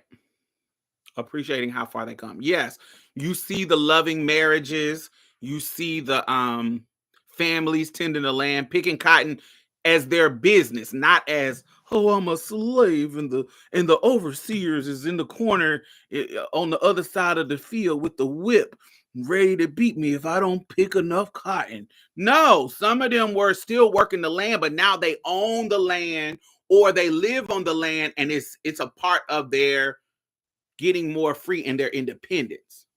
Even though it's a scam, even though the white people who own the land, if they owned it, you work in my land, but I'm going to put you in so much debt that you can't really get off the land, but you can take care of yourself on the land. Do you see what I'm saying? It's a scam, but it's still, I'm not getting my ass beat and working from sun up to sundown. I'm creating my own schedule. You get what I'm saying? Taking care of my family, feeling like a human being, taking care of my kids, and my kids is helping me with the land. It's a beauty that they can create within the system. We do that shit now. And so I love that part of the movie where it's showing that beauty, because you rarely see in this era of storytelling about Black people that beauty. And I hope I did. I did it. There was no spoilers, but when y'all watch the movies, that it's a beautiful thing. It's a beautiful thing that's not almost like not centering them. You're not really centering them. They're a part of the story, but they're peripheral. Like we really don't see that many white people in the film. Until, the glorious end. That ending was, fantasy, baby. Fantasy. Black-centered racial porn. I did love that part. That part was dope. But yes, go see Sinner. It was good. It was good. Good. The ending was a good twist. Make sure you stay in the theater after the credits, because it's multiple extra stuff after the credit too.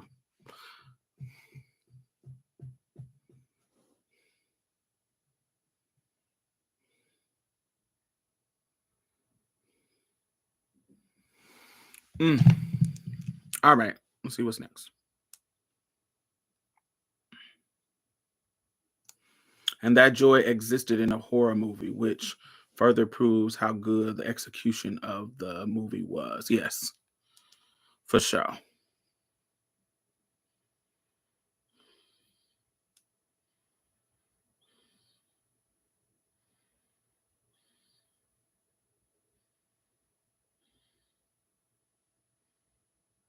All right, so I watched this video. My family is from Sunflower County, Mississippi. Come on, Sunflower County. I gagged when they talked about that plantation. And Clarksdale. I have a piece of trade that's from Clarksdale, Mississippi. So when they had Clarksdale on the screen, I was like, ow. And then, Fannie Lou Hammer is from Rouville, in Sunflower County. My family is from Leake County. Leake County, Mississippi, which is in Central. But all right, so I wanted to show y'all this too. I'm sucking whatever she pull out of the fucking... Christ. I think straight men in particular, myself being one of them, have a hard time reconciling their trans attraction. They are so afraid of being outed as being gay or whatever, or just being attracted to trans women, that they will second guess their attraction to what I am assuming is a cis woman, right, in this scenario, just so they don't have to reckon with it. It goes down to the same violence that trans women face. Yeah, exactly. They literally face violence because men find them attractive. Yeah. A man will be like, "Oh, you're gorgeous," and then they'll find out that they're trans, and it's just like, "What the fuck do you mean?" Like, they get mad at themselves for feeling like they've been bamboozled or whatever, and it's just like, no, you just have certain images of what you believe a woman, you know, how women look. My brother, your lizard brain activated. Listen, she bad as hell. She's shaped like a Mexican Coke. You like women, she's a woman. What the f is the problem? If shorty bad as hell, giving me eyes, and she got the body right, you know what I'm saying? I'm sucking whatever she pull out of the fucking... Christ. I'm sucking whatever she pull out of the body contrast. Do something. You think I give a f? Bro, hello? I'm sucking whatever she pull out of the fucking... Christ. I think straight men in particular, myself being one of them, have a hard time reconciling their trans attraction. Okay, so let me cut that. So this is the thing. This is my thing. I say in the comments, I say, I love the honesty, but I just, it's just a little still too much sexual objectification. Why can't you just talk about trans women normal? Why does it have to be rooted in the novelty of sex? If you have done the work to dismantle transphobia and be honest about that, do the work to dismantle the misogyny that makes you objectify women to where their only value is sex. Like, I know it's a gag, and I know I may be being sensitive, but as a trans woman who have lived through this life for 30 fucking years now, there is an objectification that happens.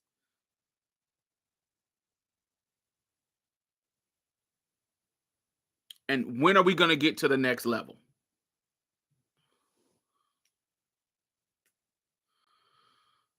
No, I don't like to dumb men down.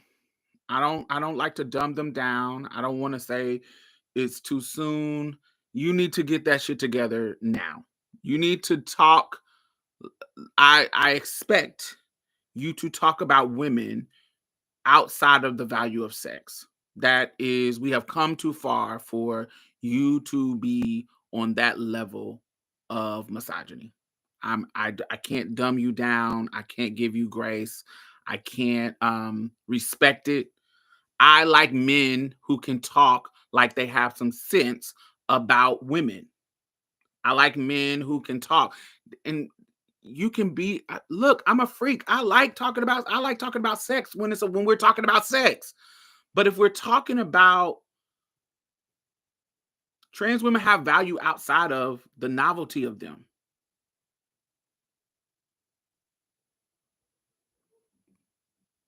Yes, cis women are still waiting. Yes. And they've been doing the work to get us so far. And so I'm meeting them where they at. I'm meeting them where they are. And so cis women don't like to be in that space. So I'm not going to be like, "Ooh, I'm way back here. The trans women finally are getting accepted as women. So, ooh, objectify me." No. Where the cis women are at, that's where I'm going to be at. And the cis women is tied. Get it together. We've had the Me Too movement. We've talked about women being valued outside of their bodies. We've had this conversation since contraceptions became legal. It's going back. No, there's conversations that have been had. Get it together. Because the problem with that is that if you are only valued if you are a beautiful woman, if you are only valued at the extent of a man finding you attractive, then only the pretty girls are going to be considered women. Only the attractive girls are going to be considered women. And is that where we want to be?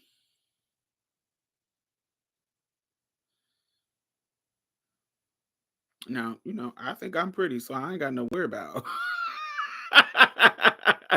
I think I'm pretty. Niggas be liking me. But I'm thinking of it outside of myself and the pretty girls in the world that people like to pedestalize. What about the girl that doesn't fit the beauty standards?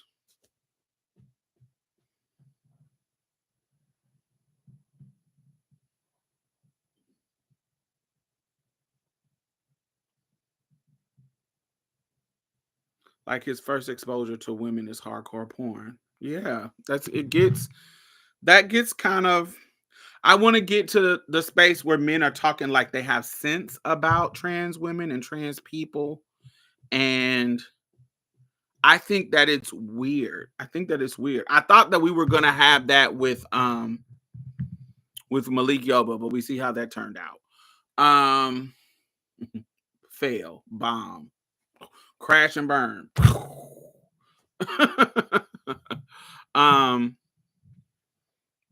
But that didn't work.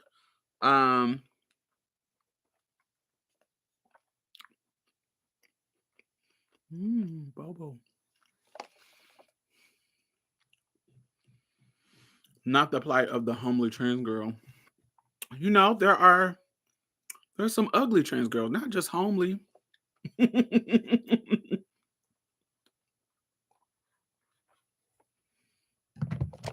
The ugly trans one, not just homely, because homely, to me, homely gives the impression of plain. And plain doesn't mean necessarily ugly. But what about ugly? Like, I don't fit any of the beauty standards that people think is beautiful. None of them.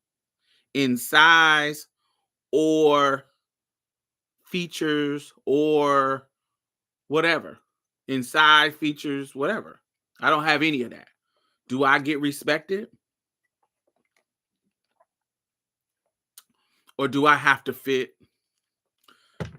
And just like Eon said, the cis women are waiting for that. Because even them, if they don't fit the girly beauty standard, do they get respected? Even with their periods and vaginas and having babies, do they get respected? No.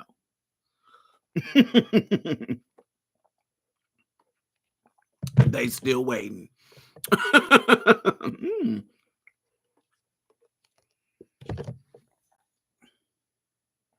That tastes really good. So that's what I mean. And we have as trans women, I don't feel like we should accept that. The cis women are not accepting it, and they're on the fight to dismantle that. And so we need to meet them where they are, where they have been in the conversation. And I don't think enough of us do that. I think enough of us do similar to them. We may not say this publicly. We may not say it explicitly.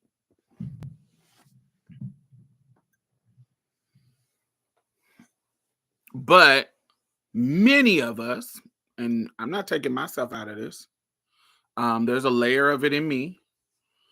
Many of us value the beauty standard a little too much in regards to how we treat people. Now, I can't say how I can't say that I'm like I was in my 20s. Now, in my 20s, honey, I ain't going nowhere with you and you a brick. We can hang out in the house.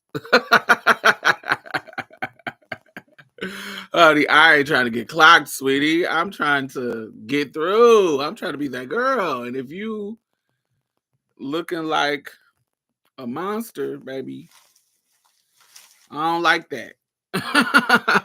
And that was problematic. I'm not like that now. I actually don't care now. I don't care about if people clock or don't clock, blah, blah, blah. I don't care about that. Not now. Not to the level that I did when I was in my 20s. Yeah, I mind, baby. It's just some days I just don't have the bandwidth to be able to deal with it. I did. Sometimes I just want to go and get my groceries without being pointed at. I want to go and get my things without having to worry about potentially arguing with some niggas or somebody being funny. When I go out by myself, I'm not getting all of that. Honey, I remember, you go with your girls that are not clocky. You go to the straight club with the girls that are not clocky. It's just fire. You going in the club, you having fun. It ain't nothing. Baby, you going there with the clocky girls. Baby, it's like having a whole spotlight on you the whole time you going through the club. Man, no, I ain't like that shit. No. Sometimes I just don't want to do it. Especially if I'm going to the club and I got an agenda and I'm trying to make some money. No, bitch. I'm only going with the girls who got something going on. I don't have trans friends in real life, and I'd love to tip out with any of my sisters just cause. Yeah, no. Now it's cool. I ain't tripping now. In my 40s, I don't give a fuck at all. But in my 20s, sometimes I just didn't want I didn't want the attention. I wanted to be regular degular. Now I don't care about it. Fuck y'all. You know our tea? Great. Hey. Yes. Now I don't care. But yeah, I think we're invested in that beauty standard a little too much. Especially when we are talking about men in that kind of way. I think that we emphasize the sexuality because we know that's a way men can be in. Like he said, your lizard brain activated. I think we put too much emphasis on the lower vibrational shit of men. They are not fucking baboons. I don't care if we are animals and there's some instinct. I don't care about that.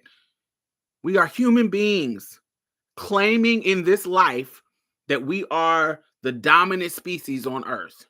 Act like it. Control your instincts. You're not a savage. You are a human being. A civilized human being. Control yourself. I think that is weird for us to, and it's not infantilized. It is similar to being infantilized, but not just. It's taking us. It's not just being an infant. It's being like a fucking baboon, like an animal.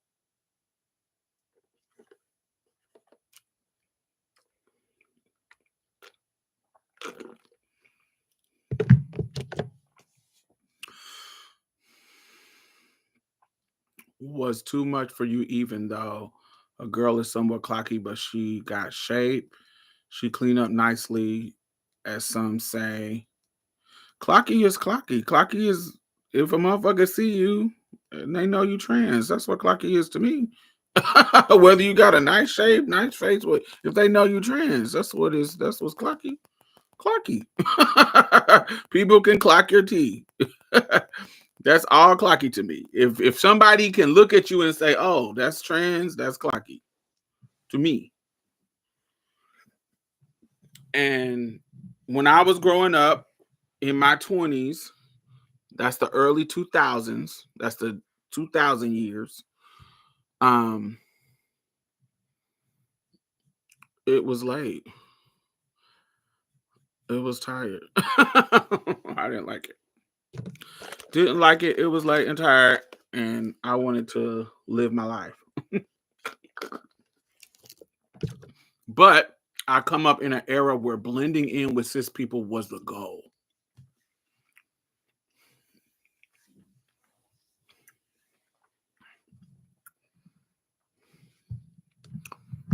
But yes, I think we dumb down. I don't think we should dumb down men to, oh, your lizard brain, or, men are just visual. Yeah, we all visual, motherfucker.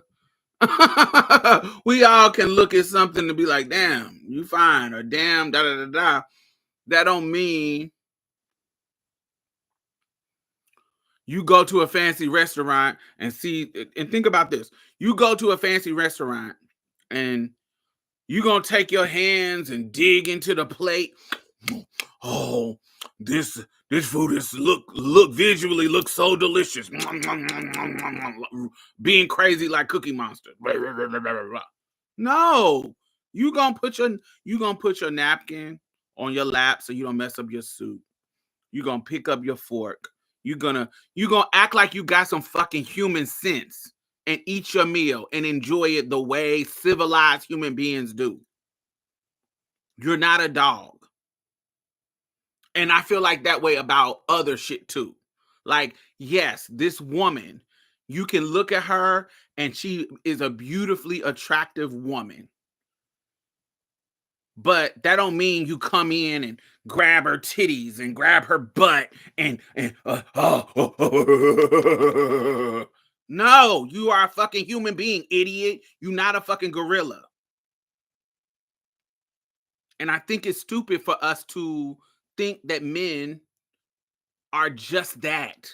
I think that takes them off the hook of humanity. You are a human man. Act like one, especially if you're espousing to be the leader of the humans. if you are a patriarch saying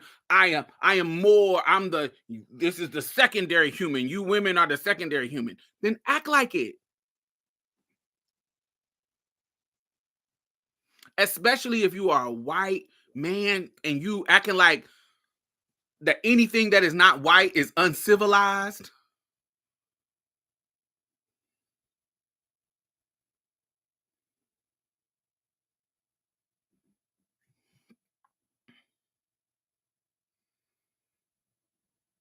Any of that, you acting like uncivilized, you acting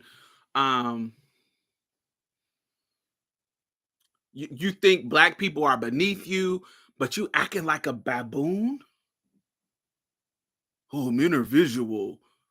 Girl, no, I don't. I think that takes men off the hook. And I don't think that that's okay. I appreciate, a man who is being honest about his trans attracted status. I love it. But can we do better in our conversation around being trans attracted? Oh, I'm gonna suck whatever she pull out. Ooh. Thanks. I love to hear that in the bedroom. But if you're making content, you might want to rein it in. You're making content to move people, because you can't tell me that some straight man who is not on the fence about trans, accepting trans as women, you can't tell me that you just moved him. Soon as you said, oh, whatever she pull out, I'm sucking, that immediately gets their mind thinking about our genitalia. Oh man, you gay. They're not thinking about us as a human being. They're thinking about us as our genitalia and thinking about you as a gay man. They're not you're not moving anybody. Are you speaking to the choir? Are you speaking to the choir? Like, is there some other trans attracted dudes in the comments that are gonna be like, yeah, I agree, sure. But if you're trying to move people over to understanding and seeing trans women as human beings, that don't help, actually. To me, that doesn't help us. That actually still objectifies our body and makes us nothing but our body, what we pull out. It's still othering. It's still making the emphasis be about our body parts and not about our presentation and our humanity and our, just how we show up in the world. I think there's a way that we have to get out of that. That we just definitely have to get out of that. Especially if you are making content. That's a difference if we're having a conversation at the bar, at the club, or I don't know why we would be having that conversation, but say this is not being recorded and we're just having the conversation. That's a lively conversation that can spark some things. You know what I'm saying? I can see that. But you're making content to move people's opinion. I'm not for sure if that's the way to go. I'm not for sure if that's the way to go. I wouldn't suggest it. I don't want to control how people talk. I just love that you're talking about it. Great. And then people like me can come in and clean it up with a whole another perspective. Maybe that's my purpose. Maybe that's other people's purpose. But I would love for there to be a man, a cisgender man who is transamorous, who has that kind of nuance of wanting the delivery to be more effective and not respectable, but more effective. It doesn't you can still talk about what you like. I don't know.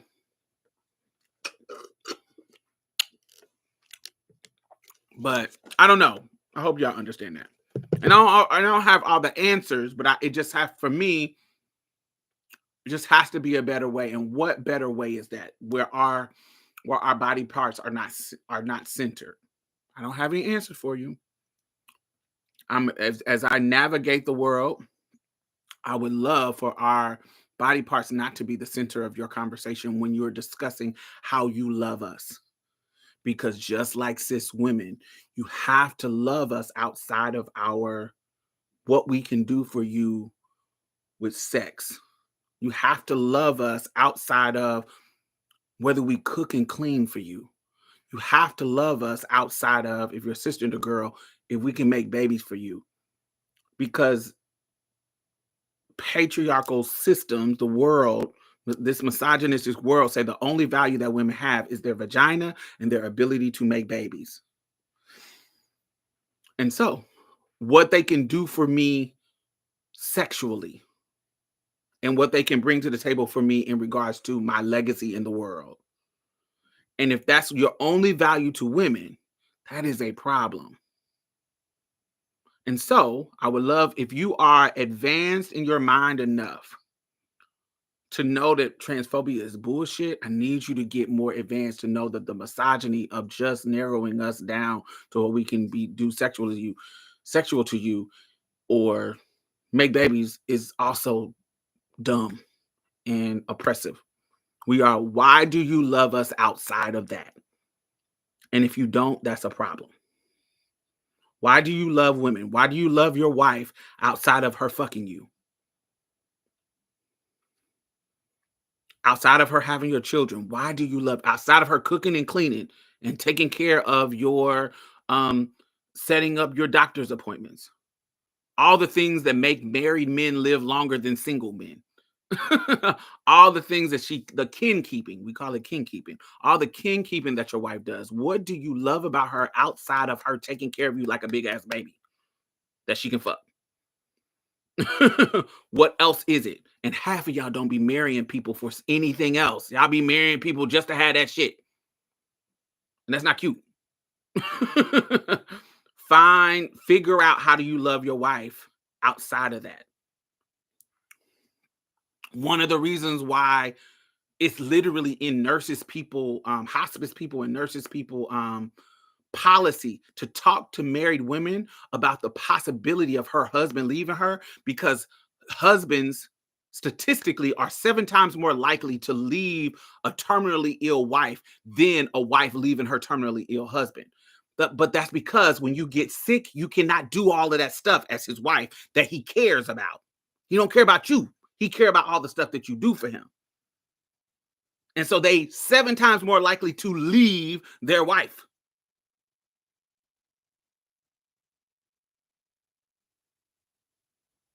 Because you don't love her outside of her vagina. So when she gets sick and she can't fuck you and clean and do all the stuff, she has no value to you anymore. That's because you're not seeing her as a human and not loving her. And I'm not saying that there's not amazing people out here with the healthy type of relationship that I want for everybody. There's many of people who are just in relationships because of that stuff. And when you find yourself in that situation, it can lend itself to saying, oh, why do I love this woman? If I examine that, I really only love her because of these things, of these duties that the world says she's supposed to do. Cook, clean, make babies, and fuck me. She's not a human. She can't have a bad day. She can't be depressed. These are your duties as a wife. She can't get sick, or it justifies me leaving her. It happens all the time, but yeah. So I just want men to do better in their explaining their attraction to trans women. And yeah, think about it. But I appreciate the honesty. Let's see. Reggie, what are you sending me? What is that? Let me go to... Oh, this is another example of...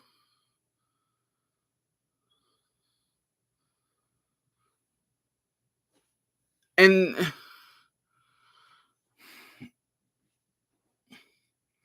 I'm more thinking like this about serious conversations. Like, I felt like what he was doing, they were having a serious conversation about transamory, right?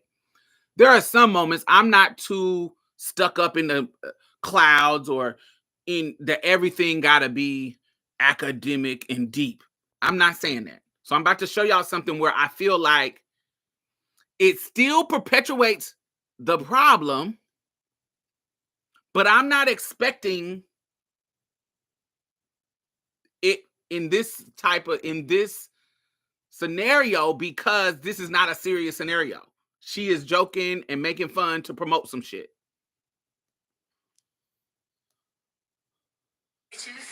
I'm finna be in Baltimore June 14th at Trans Pride. I need all the motherfucking trans with the good ass and the good pussy and the big titties to pull the fuck up. All the niggas, all the power bottles, all the niggas that suck a dick like me. If you can suck dick better than me, be at that motherfucker June 14th. Period. Real serious. Baltimore. All the trans that can swallow this right here. We coming through June 14th and we swallowing balls, bitch. Yeah. June 14th. What's up, bitches? I'm finna be in Baltimore June 14th at Trans Pride. I need all the So shout out to Aya Damons. I think that the Demons, I think this is her her event, Trans Pride, in Baltimore, and they have the headliner is Suki. I love Suki. Love Suki. That's my girl. So I'm not reading her, and I know that this is to promote it. So we promoting it. I know this is to promote it. Love Suki. But do you see how it was really the only value y'all have is a suck dick and big titties and pussy and da-da-da-da-da. This is her brand. So I'm not mad at her about it, but this is the low vibrational stuff. I expect it in this scenario. You get it? I want it to be more, but in this scenario, I get it. Like, you know, this is her brand. This is who she is. This is how she gets down about cis women, her, blah, blah, blah. So makes total sense. So I don't want this to be serious. I want it to be exactly what it is. I love it. but do you see the difference in context between this centering body parts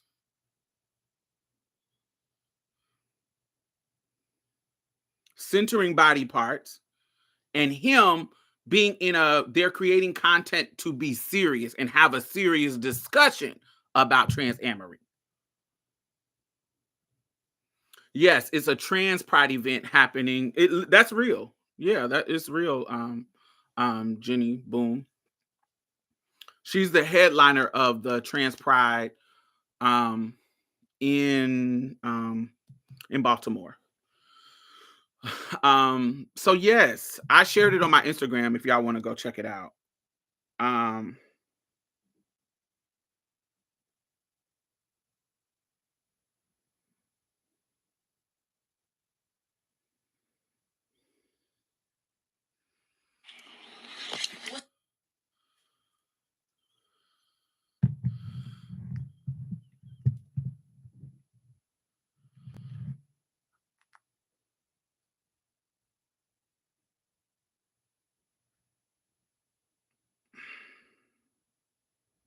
I'll say it.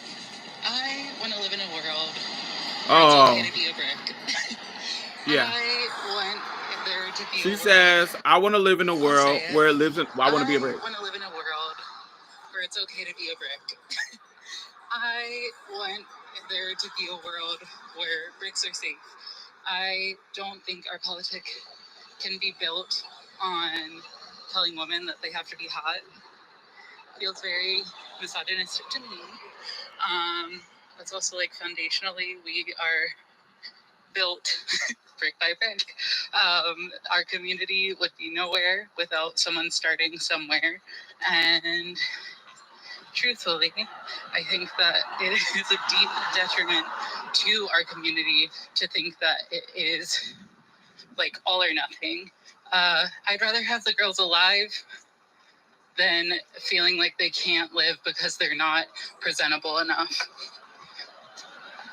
Tell me what you think. I realize it's a hot take, but being a brick isn't a crime. I'll say it.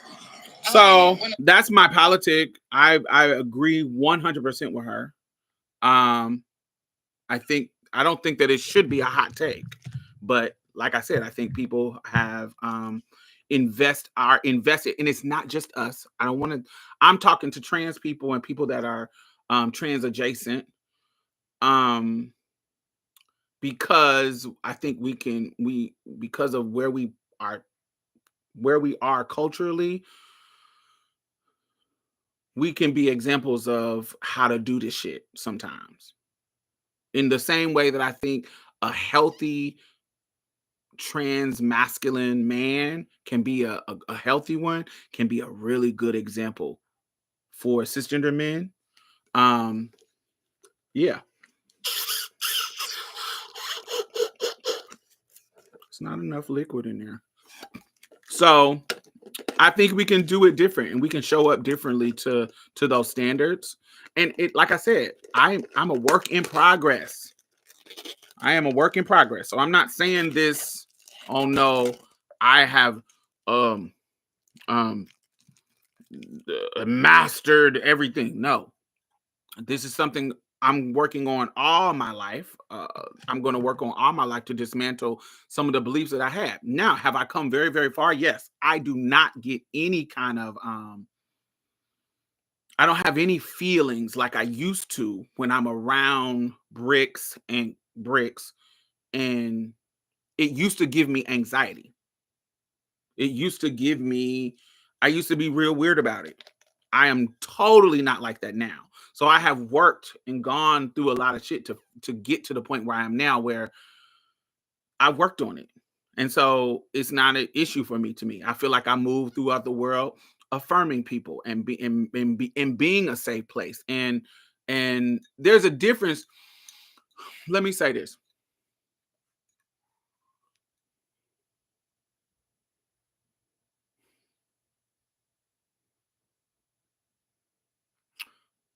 I want to be a safe place for trans people. So because I want to be that, I cannot be the girl that when you get clocked in public, I'm laughing at you. When you get clocked in public, I'm oh, clocked, girl. I can't be that because that's not a safe place for you. I don't want to be.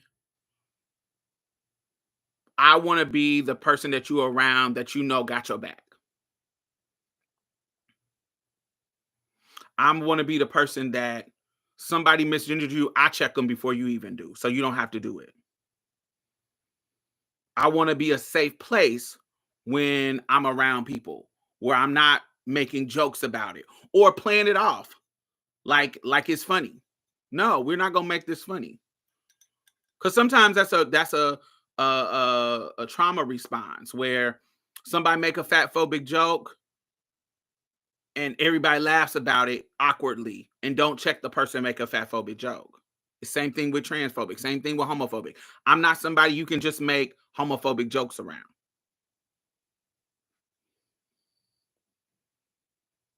I'm not somebody that you can be, especially if you're not a part of that group. There is a difference between me and my homegirls being alone and we making transphobic kiki jokes with each other. But you can't be a cisgender person in on that joke. No, bitch, gone. Now, do me and my homegirls cut up? Absolutely. But when we're alone, we will kiki about shit to each other. But you're not about to do that and you a person outside of my group.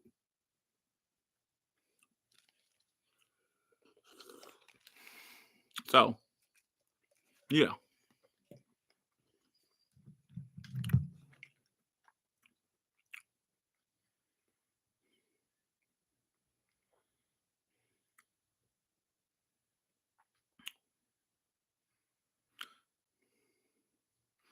Gigi, this is you. This is this Reggie person is you. I did not know that was you.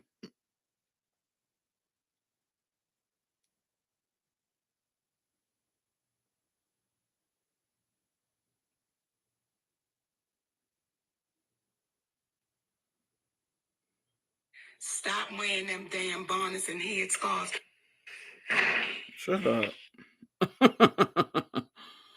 Let me go to the next video. So,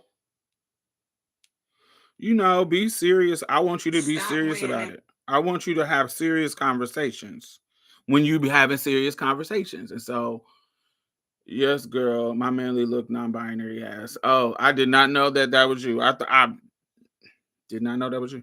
But now I can put it two and two together.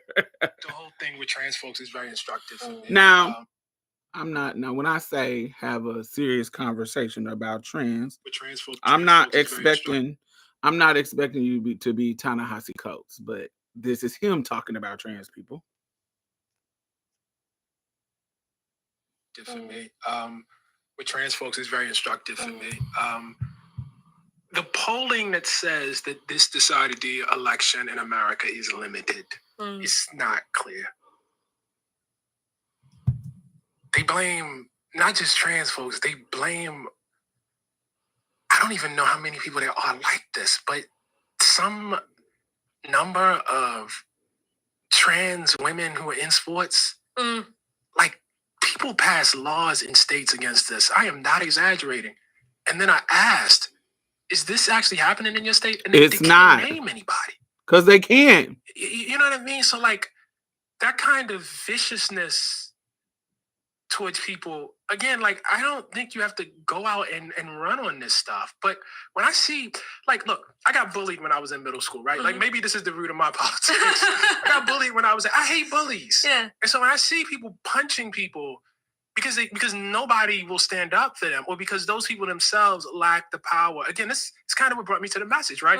Because those people lack I have like an instinct that says, man, fuck that.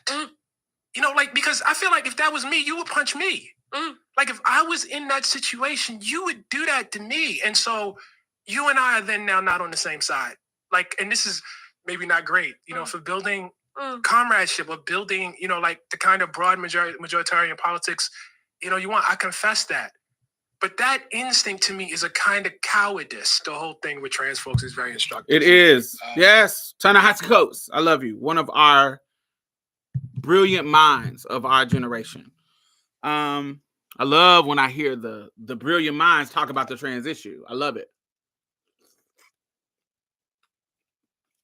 I love it. And it is a certain level of cowardice. But I want you to talk about us with seriousness. That's what I'm talking about. Where it doesn't need to be centering our genitalia. And I know that's a different context, but this was an interview. This was an interview talking about trans shit. And there's a way to not center our private parts in your conversation about loving us, in conversation about your sexuality. There's a way to not center that. I can talk about my love of men without talking about my love of penis.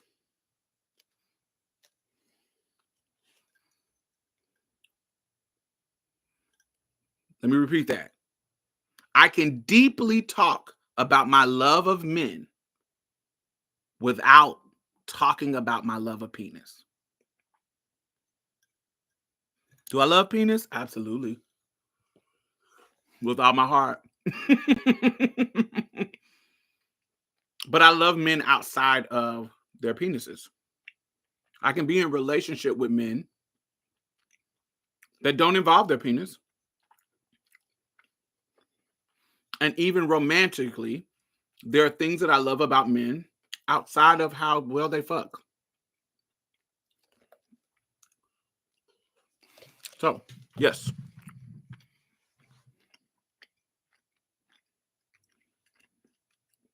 And then we go to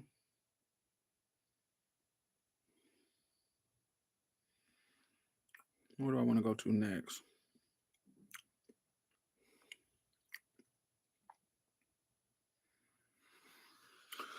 Oh, man. How do I explain this? Not explain it, but he just was talking about how there are literally states that are creating legislations against trans people playing sports when it's literally only 4 kids playing sports. And Utah had 4 kids, 4 trans kids, and they weren't winning. It would make more sense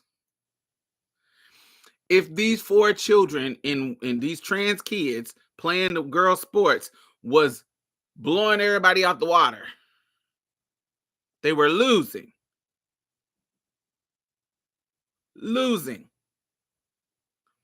And y'all are creating legislation against these kids playing sports, playing a game. Do y'all remember in kindergarten when we would race and win? I don't know if y'all did this, but we in my day, let me get into my granny bag. Back in my day, we didn't have participation trophies and ribbons. We had 1st, 2nd, 3rd, 4th, and 5th. Sometimes it was 1st, 2nd, and 3rd. You got the gold, the silver, or the bronze. And so you go to the situation, you race and you run from one end of the recess lot to the second end, to the other end, and who win, you get the gold, the silver, or the bronze if you win. Ain't no participation trophy. You don't get nothing if you lose. But the winners got to get a ribbon or a trophy, depending on what school and the budget of the school. And there were some girls that won and there were some boys that won, because guess who was running? Boys and girls. It wasn't girls against boys, boys against. It was everybody running, and sometimes the girls will win, and sometimes the boys will win. But it was kids. It was just meant to be fun. But these people are building legislation, legal policies in the system against trans kids. It's for trans kids in the whole state. And they got y'all rallying to go to the booth to give power to millionaires, billionaires behind these silly ass for kids issues. They got y'all rallying against trans people to give these billionaires power, who are literally the reason why y'all can't afford eggs and shit and healthcare. But y'all letting the trans issue become the wedge issue for you. I've seen this episode where this interview with this Latinx woman who had just got her citizenship a decade ago. And she's sitting there talking about how she regret voting for Trump. And they asked her, why did you vote for Trump? And then she says, oh, and she was losing her benefits for her disabled child. She has a disabled child. And she was losing her benefits for her long-term care disabled child that she's been taking care of for years. She was losing her benefits, y'all, because Trump became president. Lost her benefits. And when he asked her, well, why did you vote for Trump? Do you know what she said? You know what she said? This woman said, because of abortion.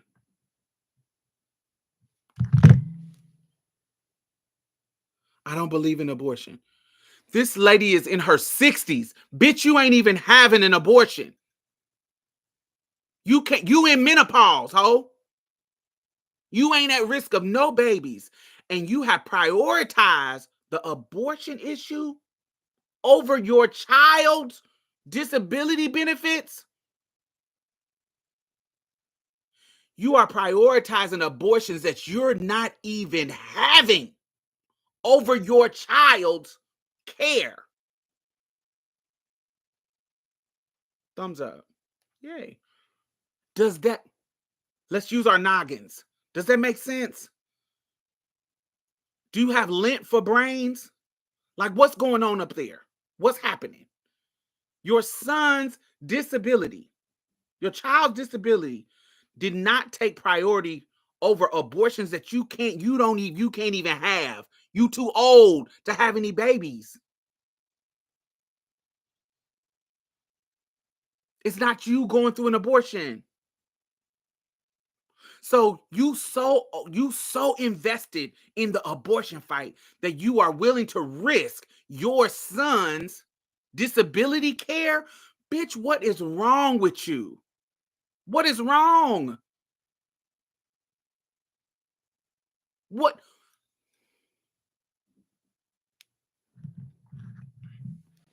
I don't understand. I have to find that video for y'all to hear. I'm like, what is wrong with you, babe? What is the problem? Hey, man. What is the tea, girl?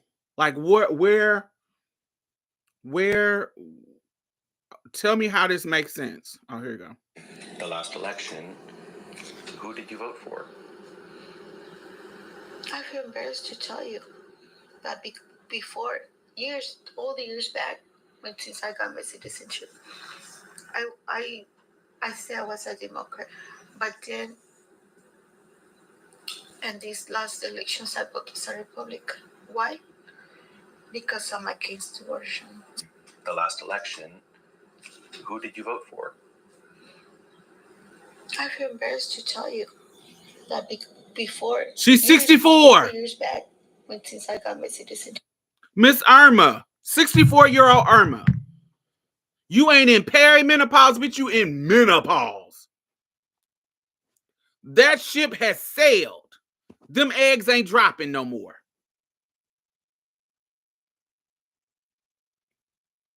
You a post-menopause immigrant woman.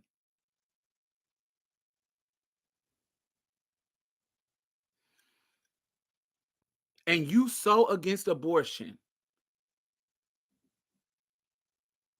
that you lost your child's disability benefits because you voted for this man.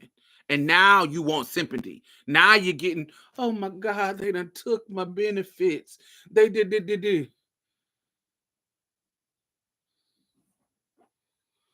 Y'all priorities is not right. And I don't know how to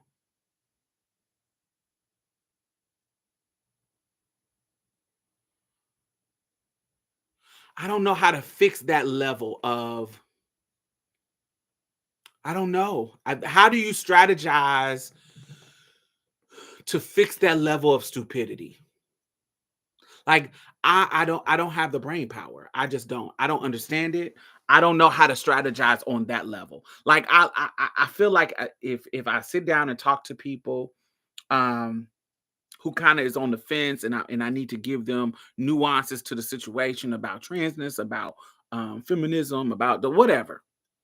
When you are willing to throw your child under the bus for abortion, because we all got our main priorities, right? When we think about, if you as an individual, when you go to the voter booth, what is your main issues? Like, is your issues economics? Is your issues social justice? Is your issues voter suppression? Everybody got the issues that they really, really are passionate about. Some people it's reproductive justice. Some people it's housing. Some people, everybody got their things. So tell me in the comments, what are your three, like if you had to narrow down, of course you can care about as many things you want, but your three things that you vote for, what are your three things that you care about, issues or policy issues that you care about?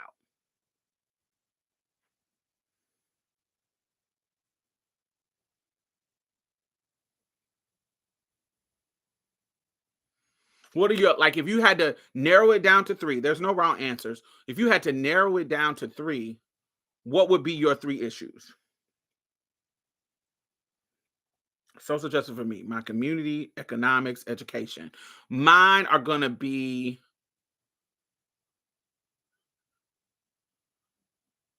I'm trans, so trans rights. Duh. I'm a Black woman. Anything that is affecting Black women, particularly economically and healthcare wise. So healthcare, LGBT issues, and women's issues. Those are my three. Like women issues, like healthcare based, mental health, stuff like that. Crime, women's care, housing, healthcare.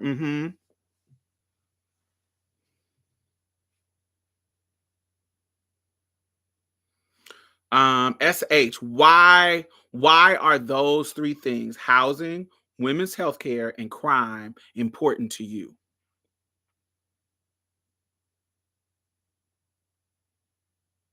Why those specific issues? Not now, of course, they're important issues, absolutely, but why you individually? Why are those things your thing?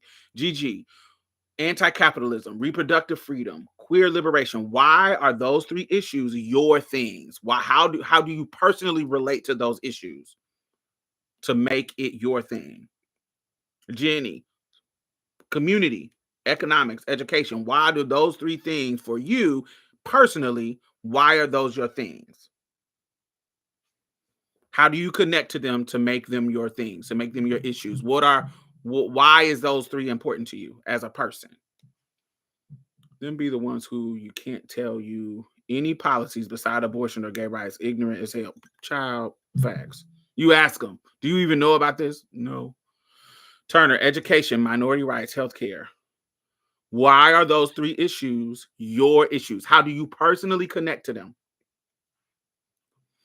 These are things that affect me and most pressing. So you're affected by, what did you say? What did you list? Let me go back.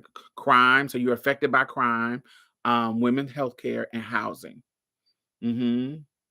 So clearly something about your situation, there could be potential housing instability either with you or people around you. So women's health care, clearly either you are affected by either a decline or a lack of access to women's health care by you or people around you. Crime, too, you are either susceptible to high rates of crime, either that happens to you or around you. Am I speaking? That's what you're saying? It affects you directly, and it's the most pressing ones, right?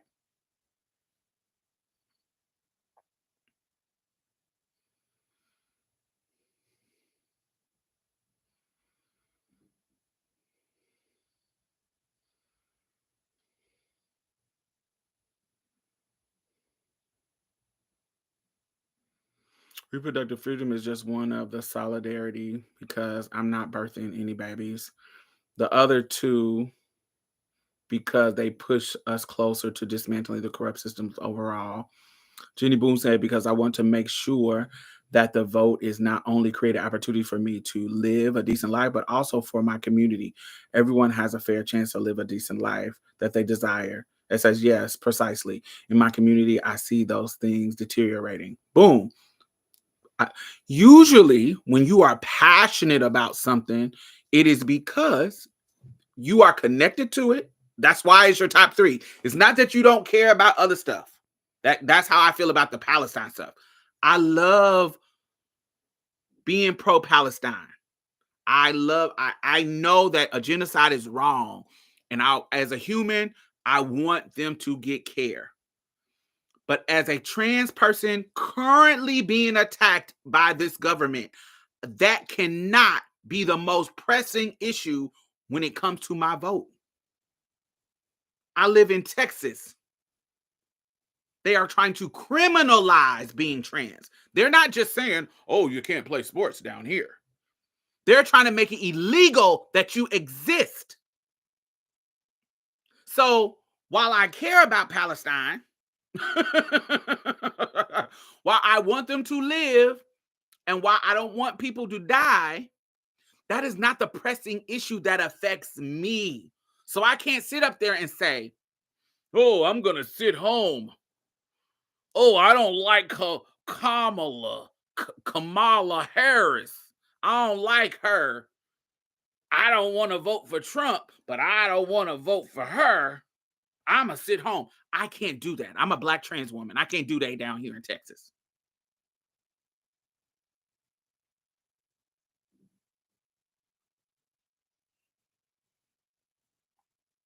I don't have the luxury to sit out. If you're privileged enough to have sat out, that's because you're privileged. And you can sit out and say, and it not affect you. I don't live in that world. I'm not that privileged. I have to care because my existence is being criminalized. So that's why I don't understand people like her. I don't understand people like her because how can you, a person with a disabled child, not make that is your most pressing issue? Not abortion. You're in menopause, baby girl. You not having no babies. You have a disabled son. That should be the most pressing issue. If somebody is potentially taking that away, that should be right at the forefront of your reasoning not to vote for Trump.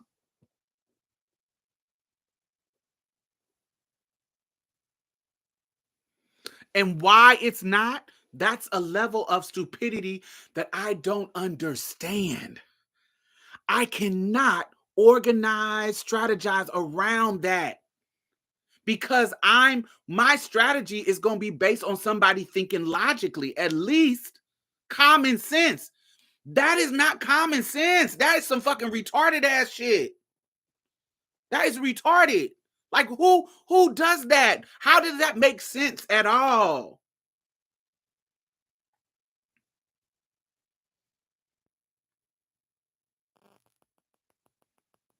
I can't work around that. I just can't. It's stupid. It's a level of stupidity that I don't know how to combat because it doesn't make sense at all to me. How are you prioritizing abortion over your disabled child's access to benefits? How are you? How?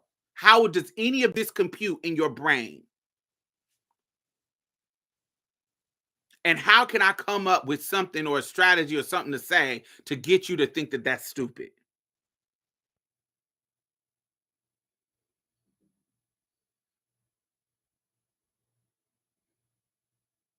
I don't know how to do it. I don't know how. I don't know how to do it.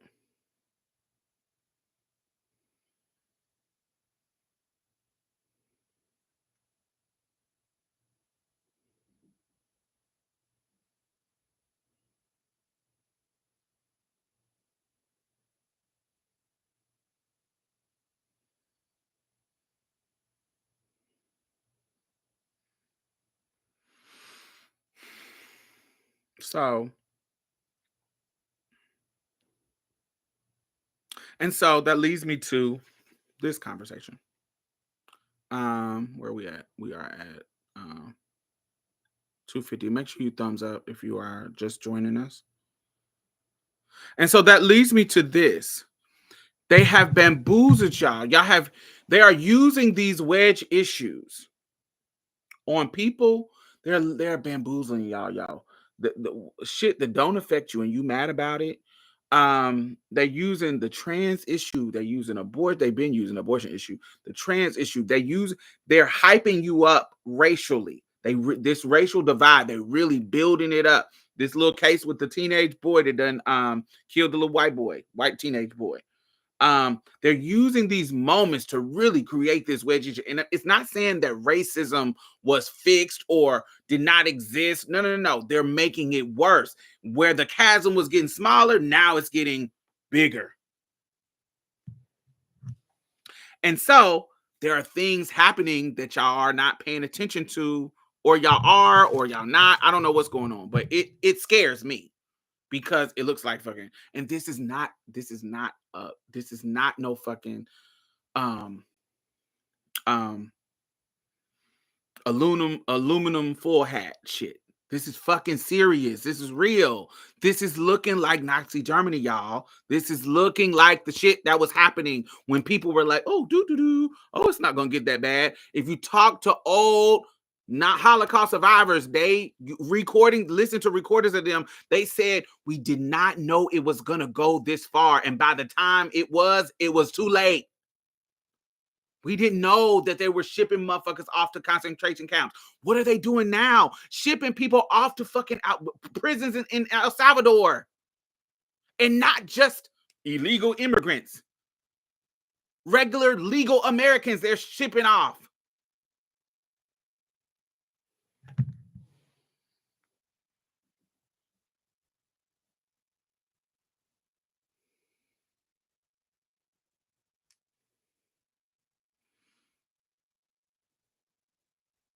And it's been 90 days. Yes. Yup, and see, just like that, y'all, it's already started. So today in Maryland, at a university, a gay man was preyed on by these 12 men right here that basically lured him out of his apartment or his room and assaulted him and beat him up. So I'm just finding out about this personally, but I am getting more information because honestly, y'all, I knew this kind of stuff was already going to start happening. They say that the victim was targeted because of his sexual preferences. According to what I looked into, quote unquote, they said that the victim was targeted because of his sexual preferences. And these 12 men who went to the university have found some way to lure this man to a certain location, which I believe it was an off-campus apartment complex. And that's where the assault occurred. Now, since then, they're trying to say that these men right here were heroes because they assaulted a gay man.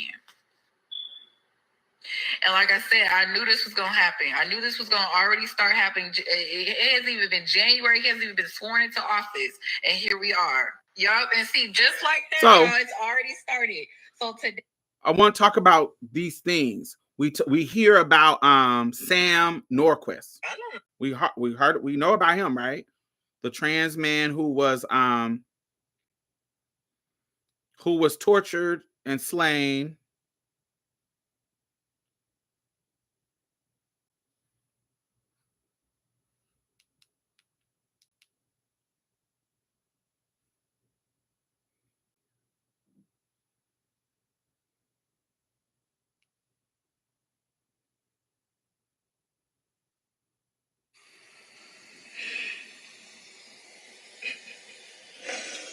The family of Sam Nordquist, heartbroken and hurt.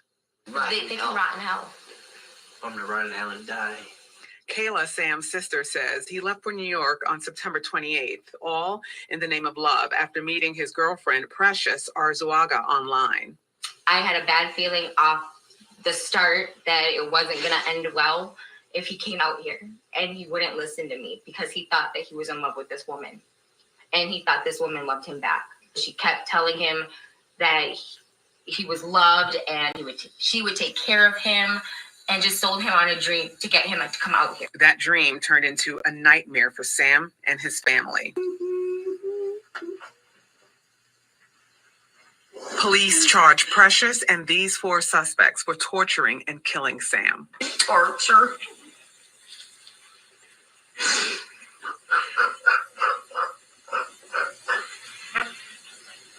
How could somebody be so evil? Sam's mom, Linda, tells me he enjoyed making people laugh and is angry at what happened to him. This bee, she was preying on Sam. She didn't think that Sam's family would have gone this far. Sam was supposed to return home on October 12th, but on October 13th, when Kayla didn't hear from him, she immediately got worried. So she had an officer do a wellness check on Sam here in New York. She says the officer said Sam appeared to be fine, but Precious was fired up.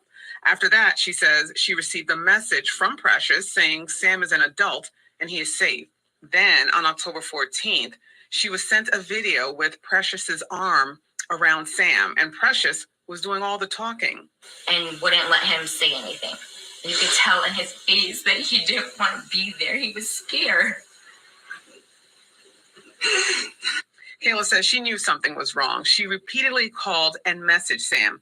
She even sent Sam pictures of his niece and nephew, something he always responded to, except this time. She continued calling, and then one day, she was blocked. Christmas came and went. No Sam until New Year's Day, I spoke to Sam, and it was very short. And Sam said, "I love you, I'll call you tomorrow," and I never heard from Sam.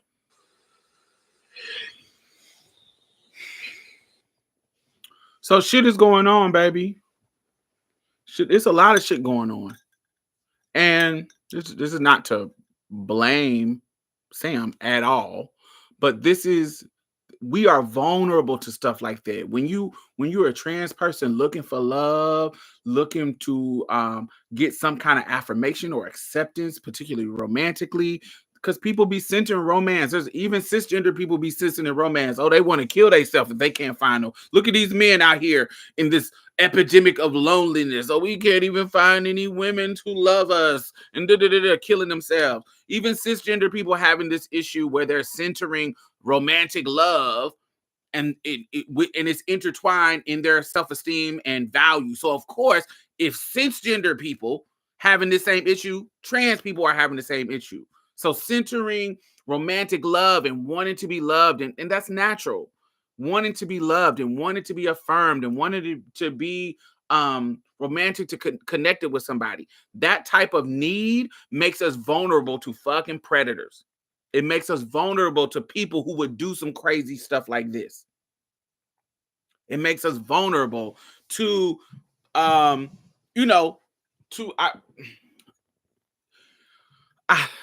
it just makes us vulnerable. It makes us,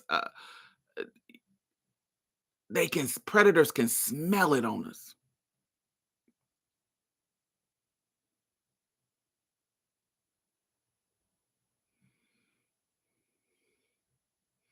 Just like the gay man who was set up by Trade on Grindr. And these things are happening. These are things that are happening more often We're gonna. It feels like it's. I have to say it. It feels like we're on the verge. It just feels like we're on the verge of. On the verge of many things. I feel like we're on the verge of war. I feel like we're on the verge of a civil war. I feel like we're on the verge of a recession. And the people who were the most vulnerable during these times were the most marginalized.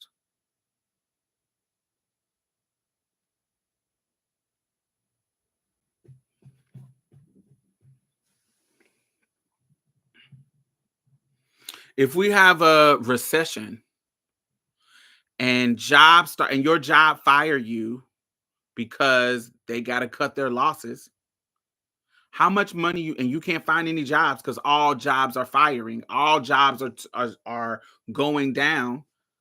How are you gonna? How long can you survive on the savings that you have right now?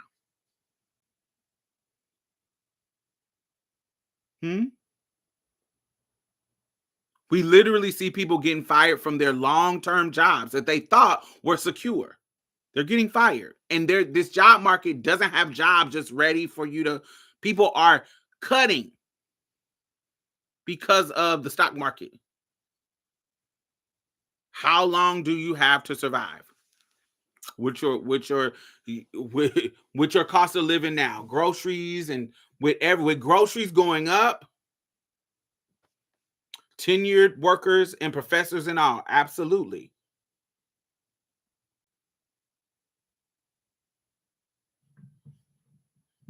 How long can you survive? How long will that little coins last? A year? 6 months? 3 months? Me, I have enough. If I make no more money at all right now, I have enough and do nothing. Cut everything off. Do nothing. Let me calculate it on my phone.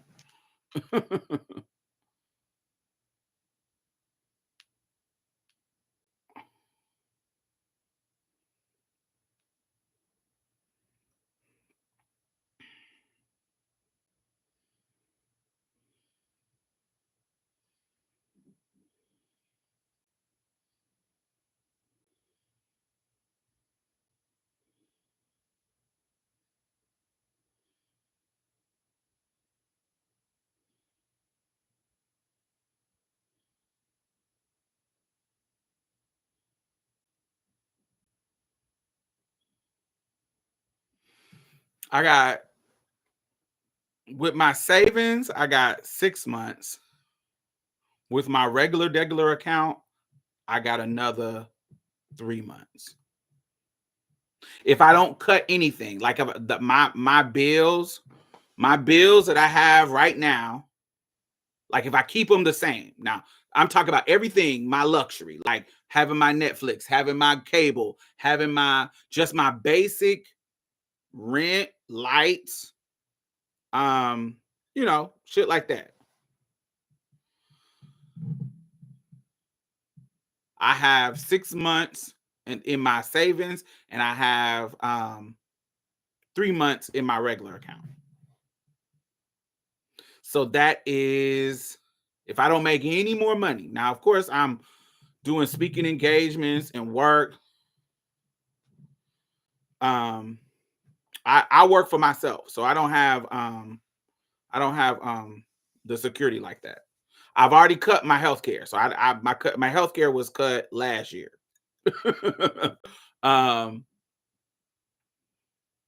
So because they took my premium up, so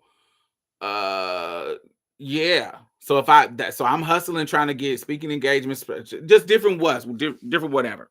So Pride is coming up. I'm sure I'm going to do an event for Pride. I got things booked, but say that I didn't have anything else. I have till 6, 7, 8, 9. So I have 9 months So where is that at? Let me go to the calendar. I have 9 months. So starting in April, May, June, July, August is 4, September is 5, October is 6, 7, 8, 9. So I have January. So I have till January 26th.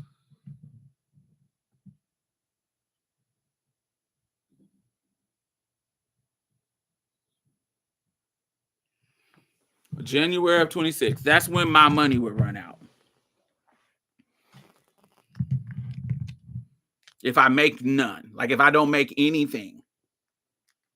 Now I have events and stuff, so I feel like I can go past that. But and if I cut my stuff, I can't cut my internet off because I have to. That's how I make money. I can't cut my internet off. I can't. I can cut my Netflix and my HBO. I can cut those are luxuries. I can cut them, but I mean, that's $20. That's not a lot. That's, what is it? $15, $20 a month. For all my stuff.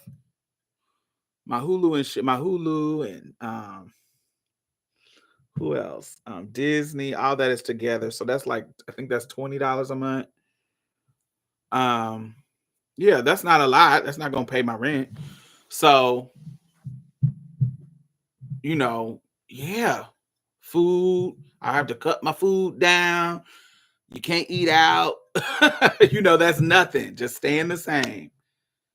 How long would you last? You got to think about that. And remember, this is stuff that you can't control, y'all. Your people, if we go into a recession, how recession works, the companies are going to shrink down because the working class people don't have money to spend. So if they don't have money to spend, they're not going to be spending. And so the companies don't have money to pay their employees. So they're going to cut employees out. That's how recessions work. And we don't have nobody in office smart like an Obama who did what he needed to do. Not saying he's great, but at least he, common sense, didn't want the fucking world to fail. The country to fail. He wanted it to be successful.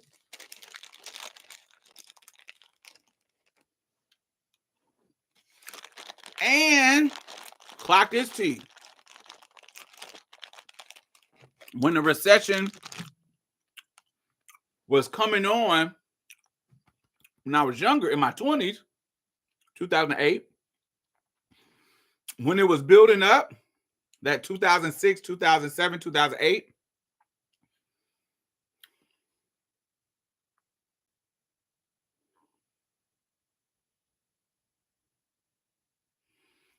Obama didn't grow a rich and bankrupt himself 3 times. Period.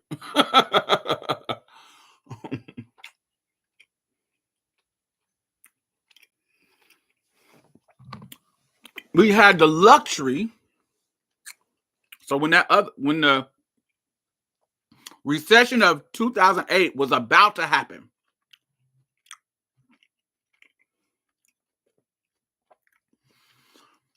we had the luxury of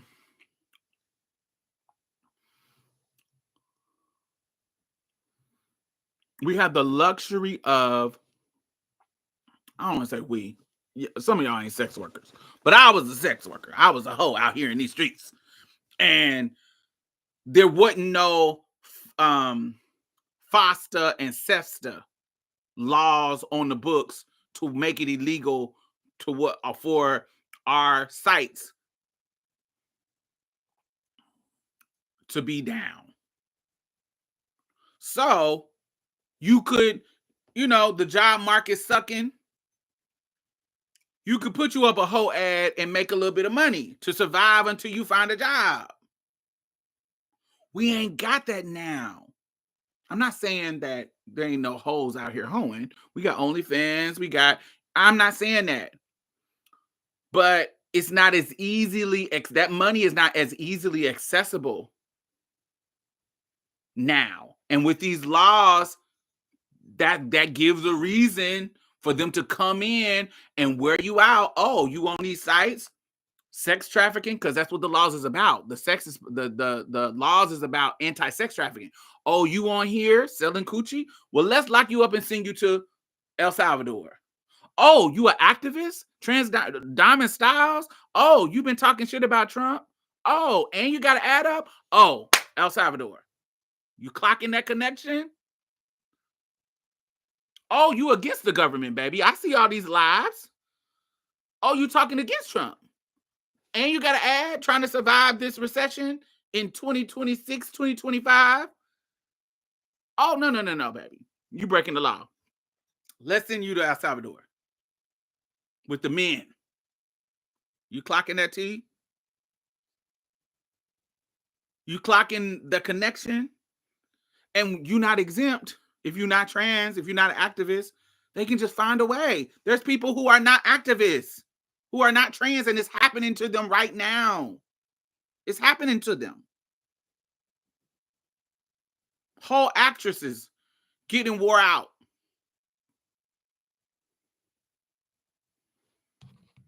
So the ways that you could actually buff the what's the word? The ways that you can kind of slow it down for just slow yourself down from being actually homeless. Not to mention that we in an even worse housing crisis. If you get kicked out of your place, if you get kicked out of your place,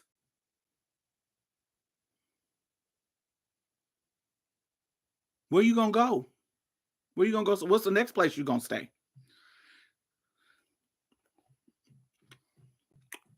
With an eviction on your record.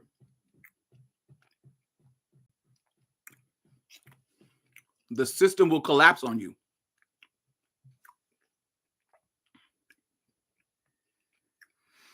And they're dismantling anti-trans policies in HUD. So the anti-trans policy saying that they don't need to protect you, now they can discriminate against you at apartment complexes. You see how they're setting you up for failure? On many, many levels, you see how the system is setting you up for failure?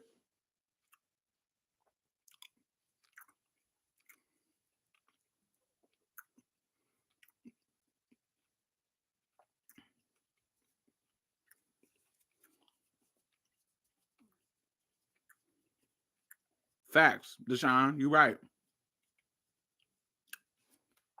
It doesn't make sense.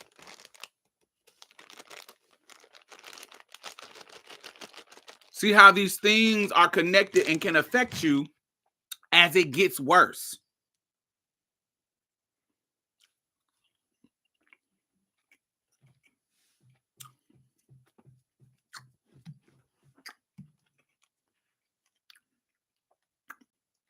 But y'all think it's a game.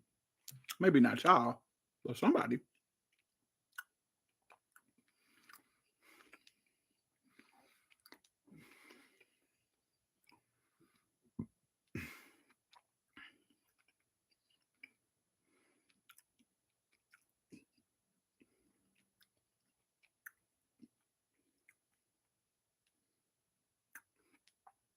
It's scary to me.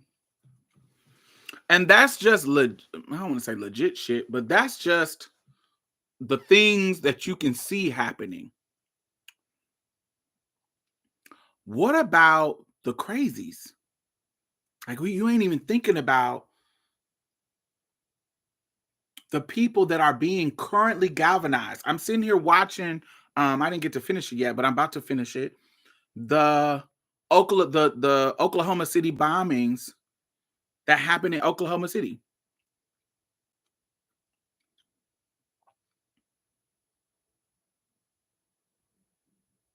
And there are people who are currently right now being galvanized to do crazy stuff. Like right now. They rolled up on the Capitol. Jan 6ers rolled up on the Capitol that hadn't been done in centuries.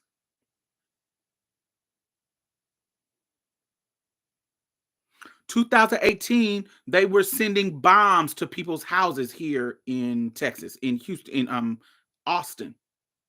They were sending bombs to people's house.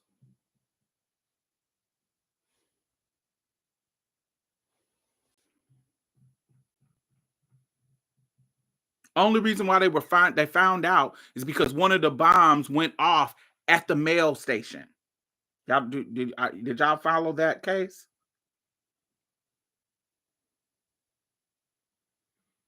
One of the bombs went off at the mail station before it got to the person's house. That's the only reason why that it stopped somebody from getting killed, because the other two blew people up.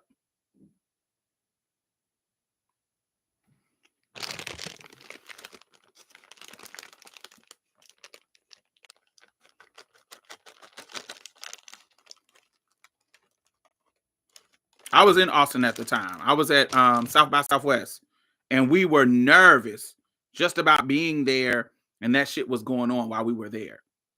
Because what if they would have bombed the big event?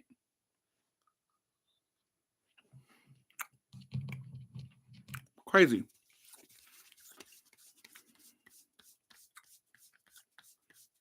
This kind of world would make me extremely ruthless.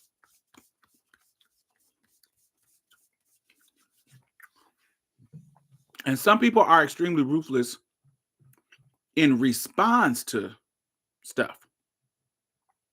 That's a problem because you don't know when stuff is coming. Are you ruthless now? Like, are you doing ruthless shit now? Or are you waiting for something to happen? How ruthless is the shit that's going to happen to you to get you to ruthless? Is it going to take your life? There's a difference between being attacked and then it doesn't take your life and now you turn ruthless. But what about the shit that happened before you actually get to ruthless?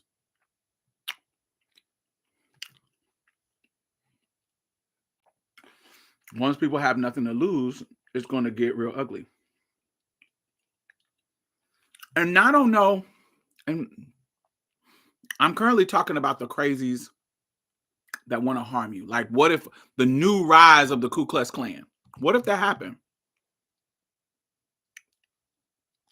The terrorist organization that was the Ku Klux Klan that is now getting more and more members because of this racialized place that we're in our culture. What does it look like now? Back in the day, they was riding on horses, doing Molotovs. What they got now?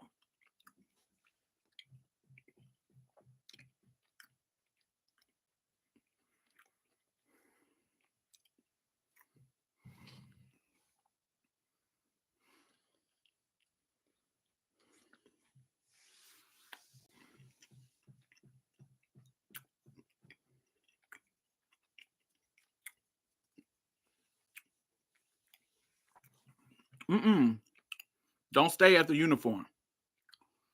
I'm talking about the militia. What do they have now?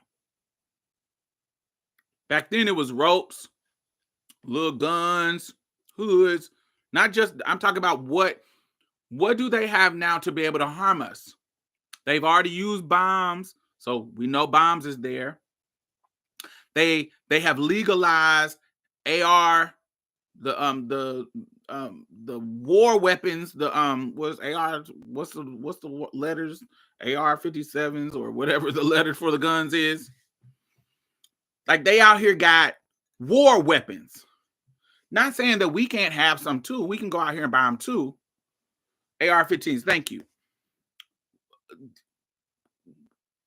We're in a different era of war weaponizing war weapons out here on the streets.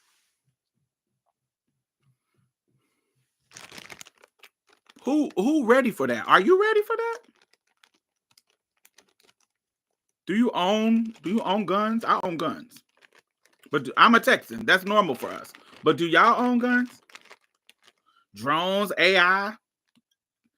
This is a whole different kind of war we will be fighting.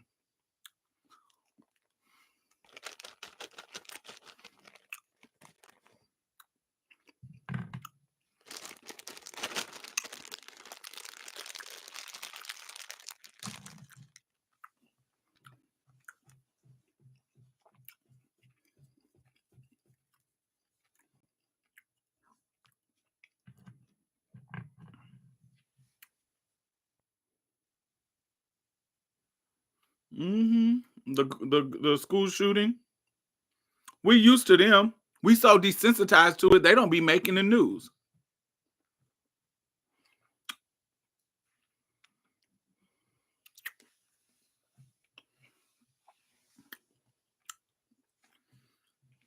I unfortunately do not own a gun.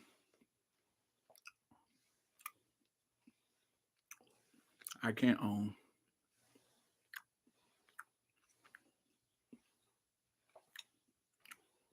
People got cameras inside their house that can be hacked. Boom. I don't have a camera pointing inside my house, but I have a camera that can hear me. If it got hacked, it can hear what I'm saying. It can't see me, but it can hear me.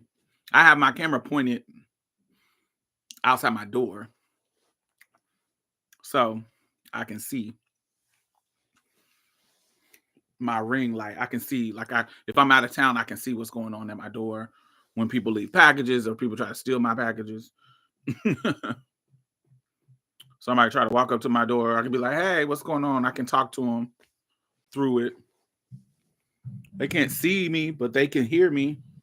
I'm prepared to own one, though. I think you should. I think everybody, now that we have a right, now that, as long as we still have a right, I think we all should have guns. One of the reasons I want to say that it saved everybody, because we know that it did not. But some of the ways that our ancestors, our ancestors in the past, some of the ways that they got a chance to run is because they had their shotguns. Just having a chance to run and get away and slow it down is because they had shotguns. Because they can postpone it and run and get away, child. I think you should have everybody should have a weapon. I just do.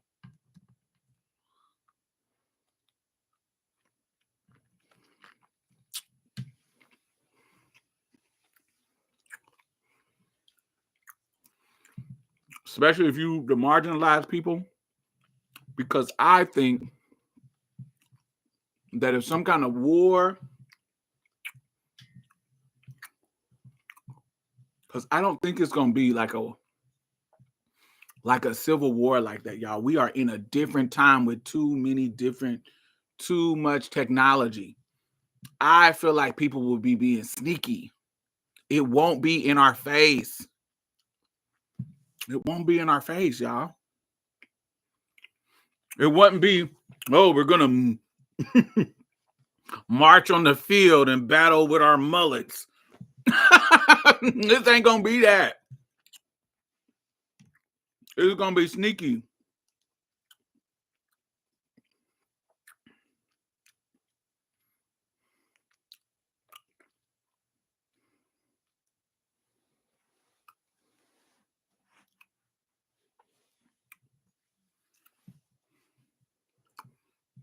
And I think it's gonna start quiet. There's gonna be some moment of upheaval. There's gonna be some moments of upheaval. We're seeing it. We're seeing it. Yeah, I don't know. It's scary to me. Scary, scary, scary, scary, scary, scary, scary, scary. Okay. What is next? Let me see.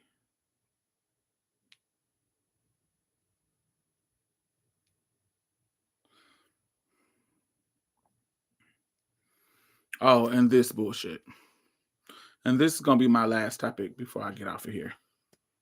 You know, we duplicated the same trajectory that Alan Shepard did back in the day. Listen, if you're going to compare yourself to Al Shepard, I'm going to compare you to Al Shepard. Al Shepard made America's first human spaceflight on May 5th of 1961. No, that's not the one I wanted to show y'all.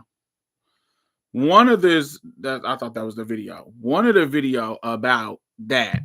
It's about that, the launch. She's talking about the company that Jeff Bezos owned, the company that sent them up there. First of all, this is PR. This is promotional. The message is, if you are rich and you have rich friends, you get to do cool stuff.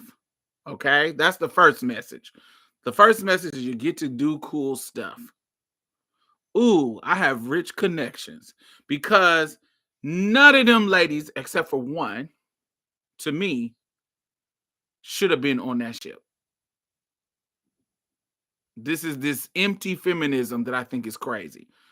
Women, this 6 women or however many women went on a trip to space. There's only one rocket scientist on that trip. The rest of them people, pop stars, activists, I find that to be abhorrent. I find it to be whack and corny and wasteful. It's tone deaf as hell. And one of the things that's crazy about what she said is when she said, oh, the company is trying to fix our planet by putting the damn trash into space.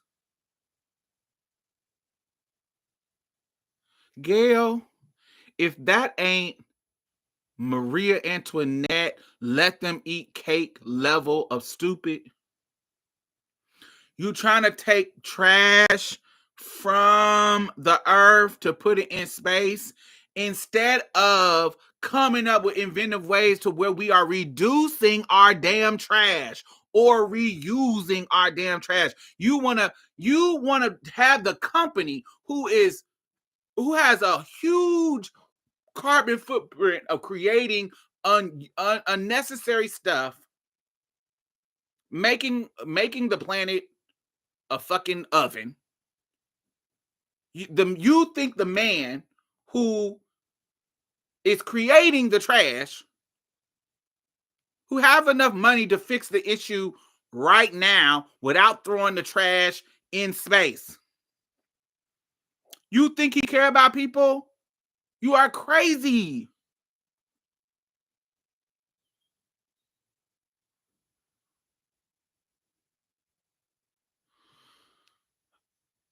That's that Serena Joy Waterford level of delusion and feeding into the bullshit. That's that handmade shit where I'm like, you have no sense of self of what's going on. Lady, you talking about putting pollution in the space, not reducing the pollution, not changing our practice on the only earth we got. Your solution is to take the trash and put it up in space? That's your solution.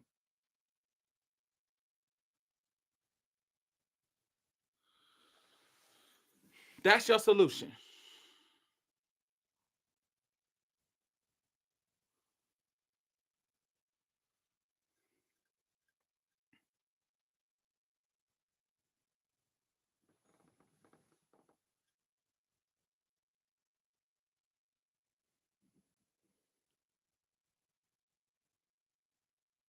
First of all, the earth already has a gravitational pull. So if you put the shit up there, it's probably going to come back.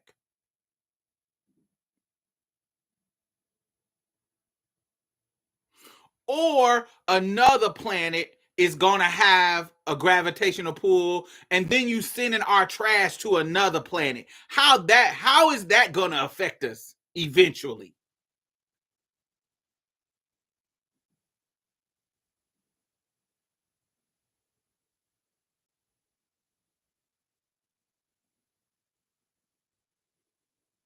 Imagine, I don't know how long this would take. We're just theorizing.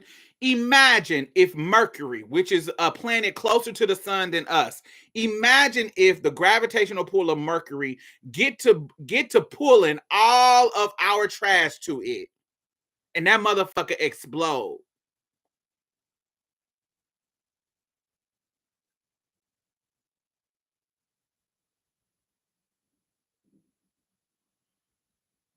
I don't know how long that would take. The people who making these decisions probably be long dead.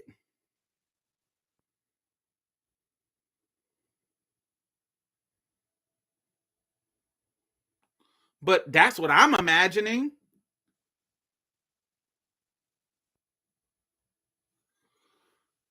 I just think that it is wild and crazy. And they got you on here, Gayle King, the best friend of one of the richest women in the world, talking about they're trying to help our planet and take the trash up to space. Bitch, what the hell are you talking about? The hell are you talking about? This is crazy.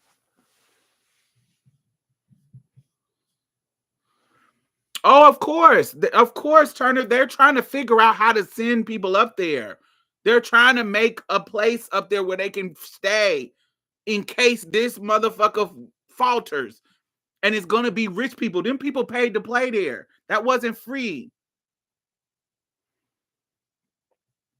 Like one of the girls who went up there was fucking Jeff Bezos' girlfriend. You ain't even no scientist or nothing. Y'all talk about women's empowerment.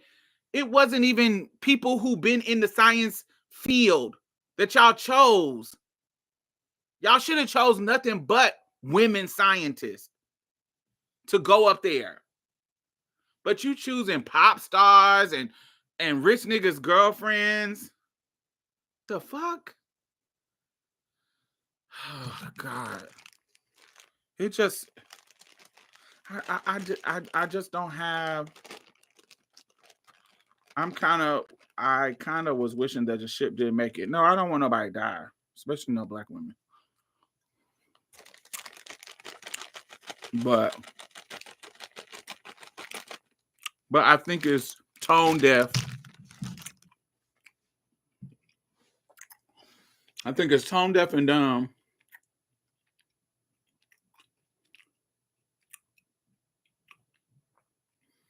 Well, they figuring it out. I don't think it's impossible for them to figure it out.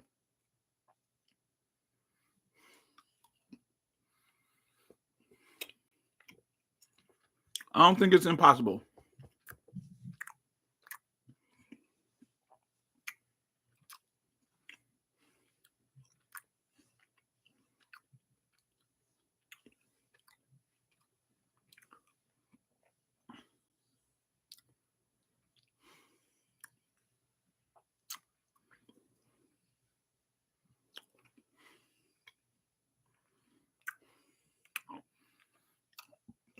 I don't think, y'all. I don't think that's I don't think that that's feasible right now. But what I do think is feasible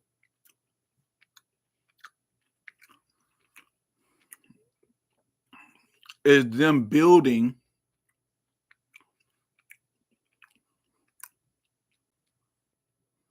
something that lives up there, like I'm no, this is very sci-fi, but like a spaceship that goes up there and lives there, not living on a planet, living in that space. Living in that space where they're just chilling. And they can bring resources from the earth back and forth on a ship that they're making like now. Do you see what I'm saying? Like if they can create something like a satellite, but something that they can just sit there, that they can just sit up there and be safe. They can go up and down. They can go up, like on that ship that they just sent them on.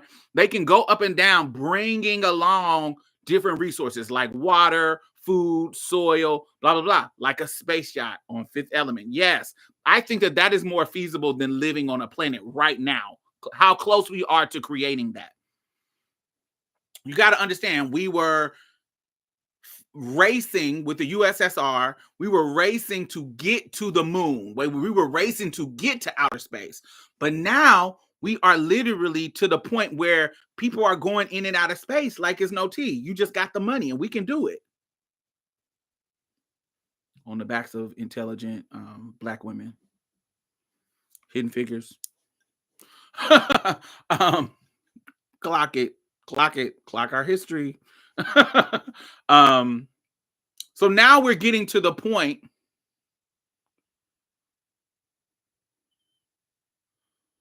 We're getting to the point where people are going in and out of space as a luxury. We are there. Not we're getting to a point. We are there. Okay? Literally, that's what's happening. That's what we're talking about, right? So it's only a matter of time that we are going to be able to, they're going to put something up there for people to stay in. It's only a matter of time. That's the next step. Now that we can get back and forth with ease, with no problem, with you know what I'm saying? We can get back and forth. And so it's only a matter of time before we figure out, oh, we're going to stay up there. There's some people that's going to live up there, and then they're going to have things go back and forth with resources, water, soil, blah, blah, blah, blah, blah. Space travel is like air travel in its infancy. Right. That's exactly what it is, SH. Exactly what it is. Would you hop on a spaceship? Yes, I would. I would have took the opportunity. Absolutely. I'm an adventure girl. You tell me I can do something that I ain't ever done, I'm doing it.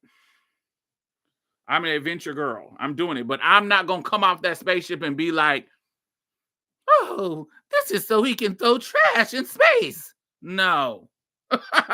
I'm never going to say that. I'm never going to say that. I'm never going to say that.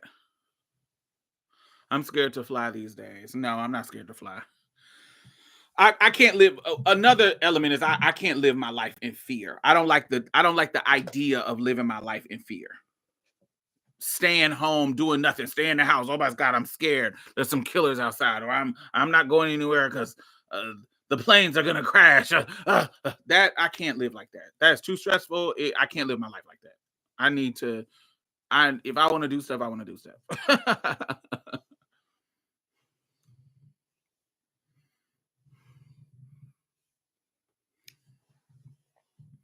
I like adventure. I like adventure. I'm somebody who, if I had the opportunity, if I was Gayle, I would have done it. I would have done it. I would have went. But how I talked about it coming back would have been a difference. That would have been my difference. I went, but I'm not about to sell you no damn. This is PR. This is marketing. This is public relations. This the reason why they picked these women. It wasn't because some advancement for women. No, it wasn't. It was for these women who are stars, who have platform to be able to sell why they're doing it, to be able to market that this is what's happening. This is the next frontier. Ooh, we have some rich people. Have a great night. We have some rich people who are able to do this now. When are you going to be able to do it? Mm-hmm.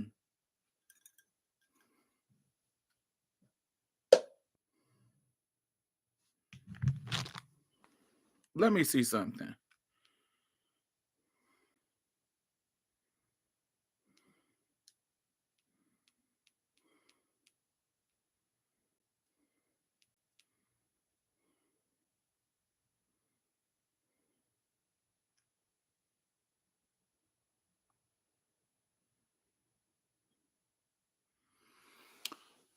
When was the first commercial airline founded? The first commercial airline service was established on January 1st, 1914.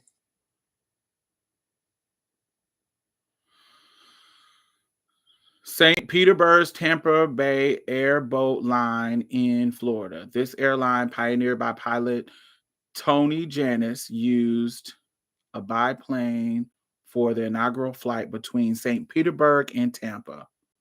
The first world's airline. All right. So 1914.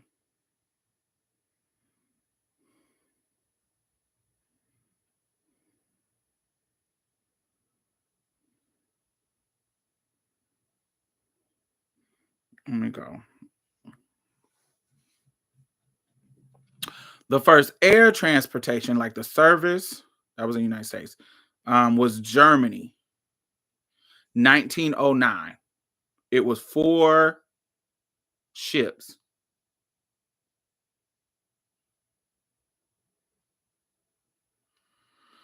The 4 oldest airlines that still exist are Netherlands, Colombia, Australia, and Aeroflot in Russia. So these are, the first one was 1906, and the so early, the latest was 1923. So early, the first 20 years of first 20 years of the 1900s is when airlines boomed. Airline ownership shift from mostly personal ownership until the 1930s to government ownership by major airlines. So in the 30s, it switched to government owned and back to large scale privatizations to rich people own.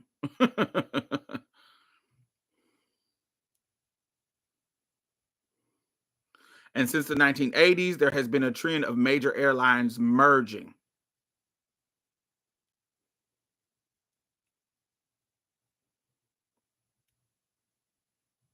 Okay.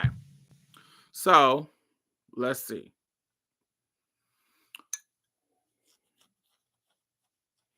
The history of air. The history can refer to 2 main. Shut up. So let's talk about airplanes being. When did they start to get invented?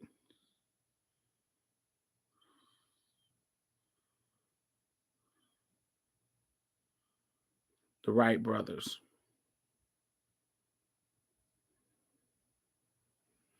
That was in 1903.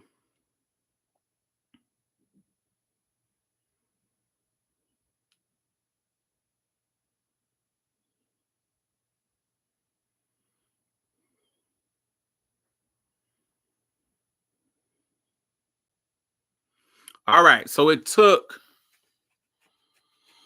from the invention. Let's see what they say the dates was. When was the airplane invented? The first successful airplane flight, credited to the Wright brothers, took place on December 17th, 1903. In Kitty Hawk, North Carolina, piloted by the Wright brothers. All right, so 1903 to 1930s is when we go from it being invented to we have a crew of airline people. Okay, so that is what, 30 years? So we have created this shuttle to where it's common. We have created this shuttle. Now, let's say they've been doing it. Well, when did Jeff Bezos first do it? When was that? Was that 2022? When did Jeff Bezos go to space? Jeff Bezos 21. Launched into suborbital space with his company Blue Origin's New Shepard rocket on July 20th, 2021. Okay. So the first time he did it was 2021.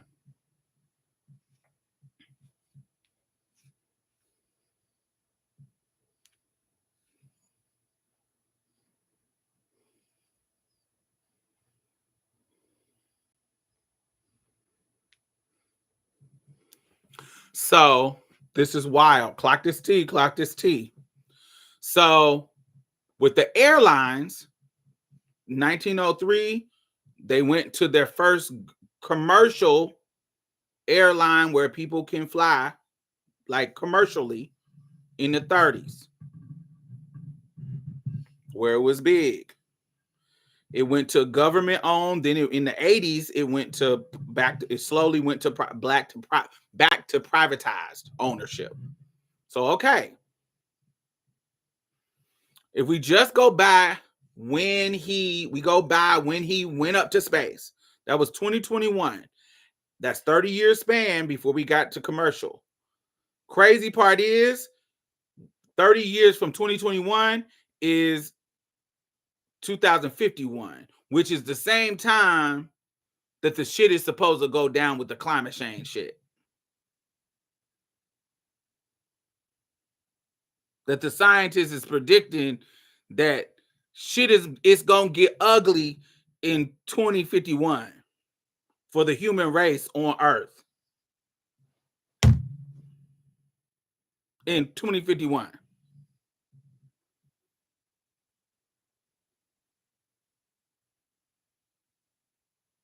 So if they build commercial spaceships to go up in air, it's on the same timeline as the airline people when they became commercial.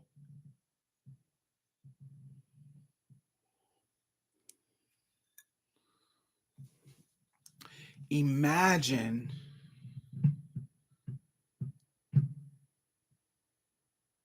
wow, it's really just hitting me.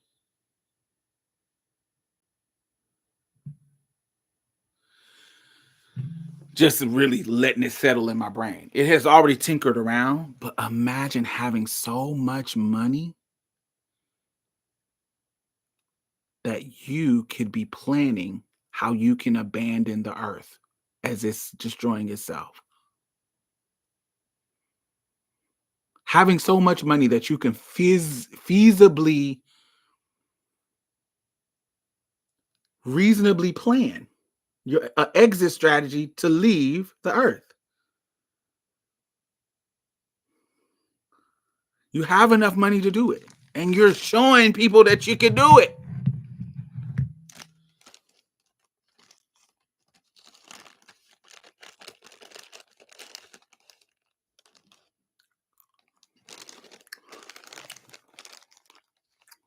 Wow.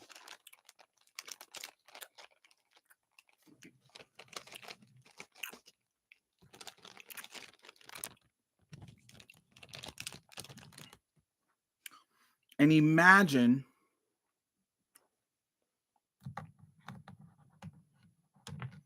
not just on no survival shit. Not just on no survival shit. Not just on no. Hello, Norman. Not on just no survival shit. On some shit like, oh, all this mess that we got going on, this racial mess and stuff, we can just let this motherfucker burn. And we can go up into our spaceships and be one race. We ain't even gotta let none of them people in. Let them figure it out.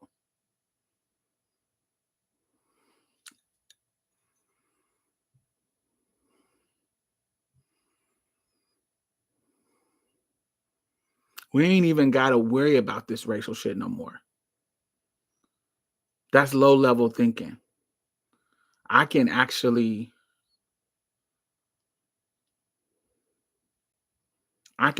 about Jeff Bezos, people who got the money to do that. People who got the money to do it. I actually can jump ship and pick who can come on the ship with me. If that's not a white supremacist dream setup, I don't know what is.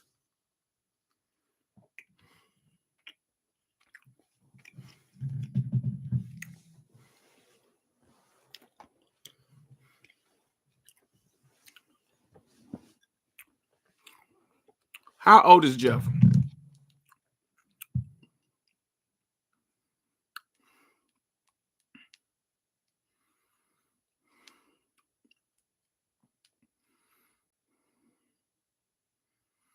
How old is Jeff Bezos? Jeff Bezos is 61 years old. He old. So let's see. 61 plus 30. He'll be 91. He'll be 91 in 30 years. How many kids do we got?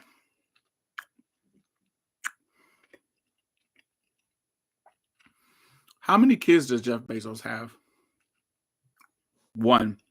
A son. Preston. by Mackenzie Scott.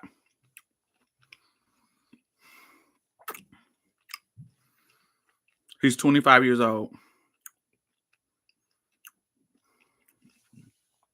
Wow, to be 25 and your dad is the richest man in the world. One of the richest men in the world. Damn. White people gonna white people. For sure. That's why Elon is hatching kids everywhere. Y'all don't know how much joy it is for me to know that he has a trans daughter. I hate that she's going through the bullshit that she's going through with her dad, but to know that he has a trans daughter is such a joy.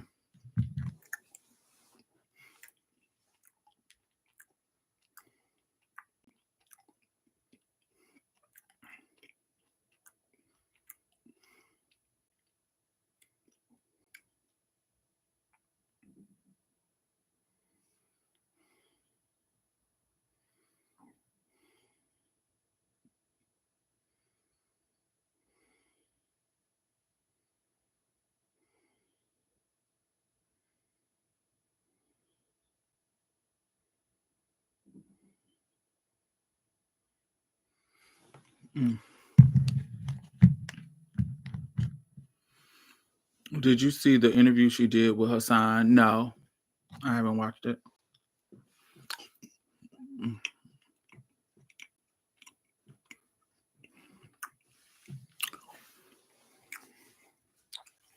But yeah, I feel like the girls, women who went on that spaceship thing, it's not that I have a problem with them doing it. I hate the mindset of, oh, this is frivolous. This is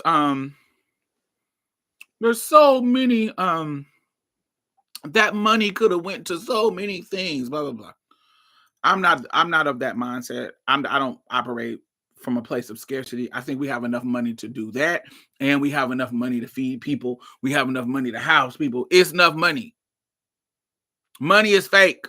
For real, it's fake. We have the tools we need to build people houses if we want to build them fucking houses. We have tools we need to feed people without money. So the whole idea that money is the end all be all is late. It's fake and stupid. I know we live in a capitalistic world. I know that. I know money is a real thing. But what I'm saying is there's enough of it. And if we want to figure it out without money, we can figure it out. But we definitely have enough money to figure it out. We make the fucking money. There's enough money to do it. So we have enough money to figure out space travel and figure out housing crisis, figure out food crisis, blah, blah, blah. We have enough money to do everything. So I'm not operating from a place of scarcity thinking that we can't fund space travel and feeding people. That's stupid.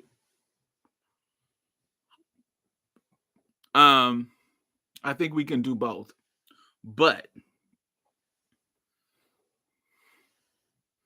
I don't think that it is I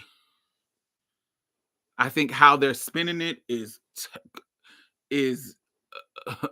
classist, elitist, and because these are people who have been having money for a very, very long time, they are oblivious to how dumb they sound or how out of touch they sound, and it makes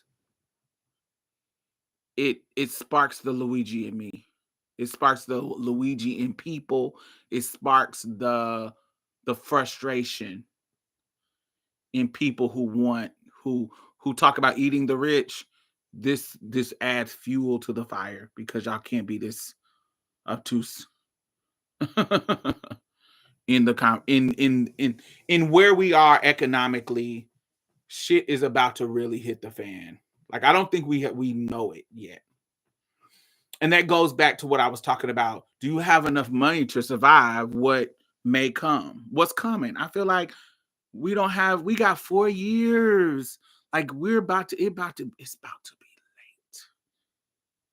It took Bush 8 years to get us out. Obama inherited us about to go into recession. That's what Obama inherited in 2008. And it took Bush 8 years to drop what Clinton had done. Do you see what I'm saying? The good stuff that Clinton had done. It took him 8 years to do. We were going back up with Biden, but we hadn't made that it that far out of the hole from Bush. From Trump, I mean. We hadn't made it that far out of the hole. And we're set up to continue to fail. And we got 4 years to figure it out. Unless we can win the midterm and we can kind of slow it down. But I don't know. And last but not least, because I hate going over 4 hours because we're at 4 hours now, 3 minutes to 4. But I want to talk about this later. What are the left, progressive, Democrats, socialists, however far you want to go, the left side? What are they doing right now to put somebody in the position to win in the next 4 years? What are they doing right now? The only person I see with boots on the ground to me that is doing something is Bernie and AOC. I don't know how old Bernie is going to be. How old Bernie going to be in 4 years?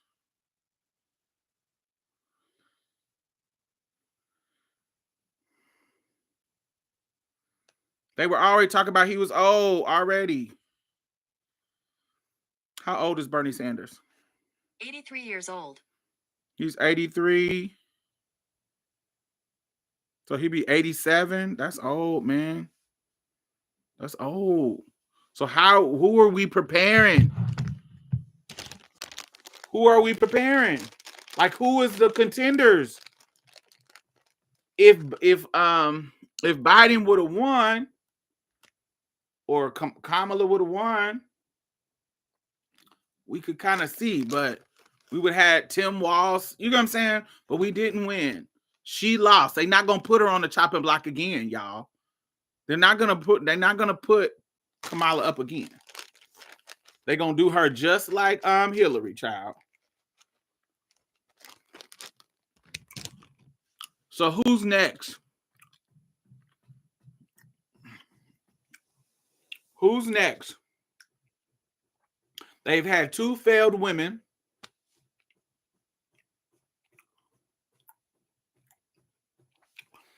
Who is next? That's the question. Politically, who they got coming up next? They trying to get him a new term, a 3rd term. Crazy. It's wild. But yes.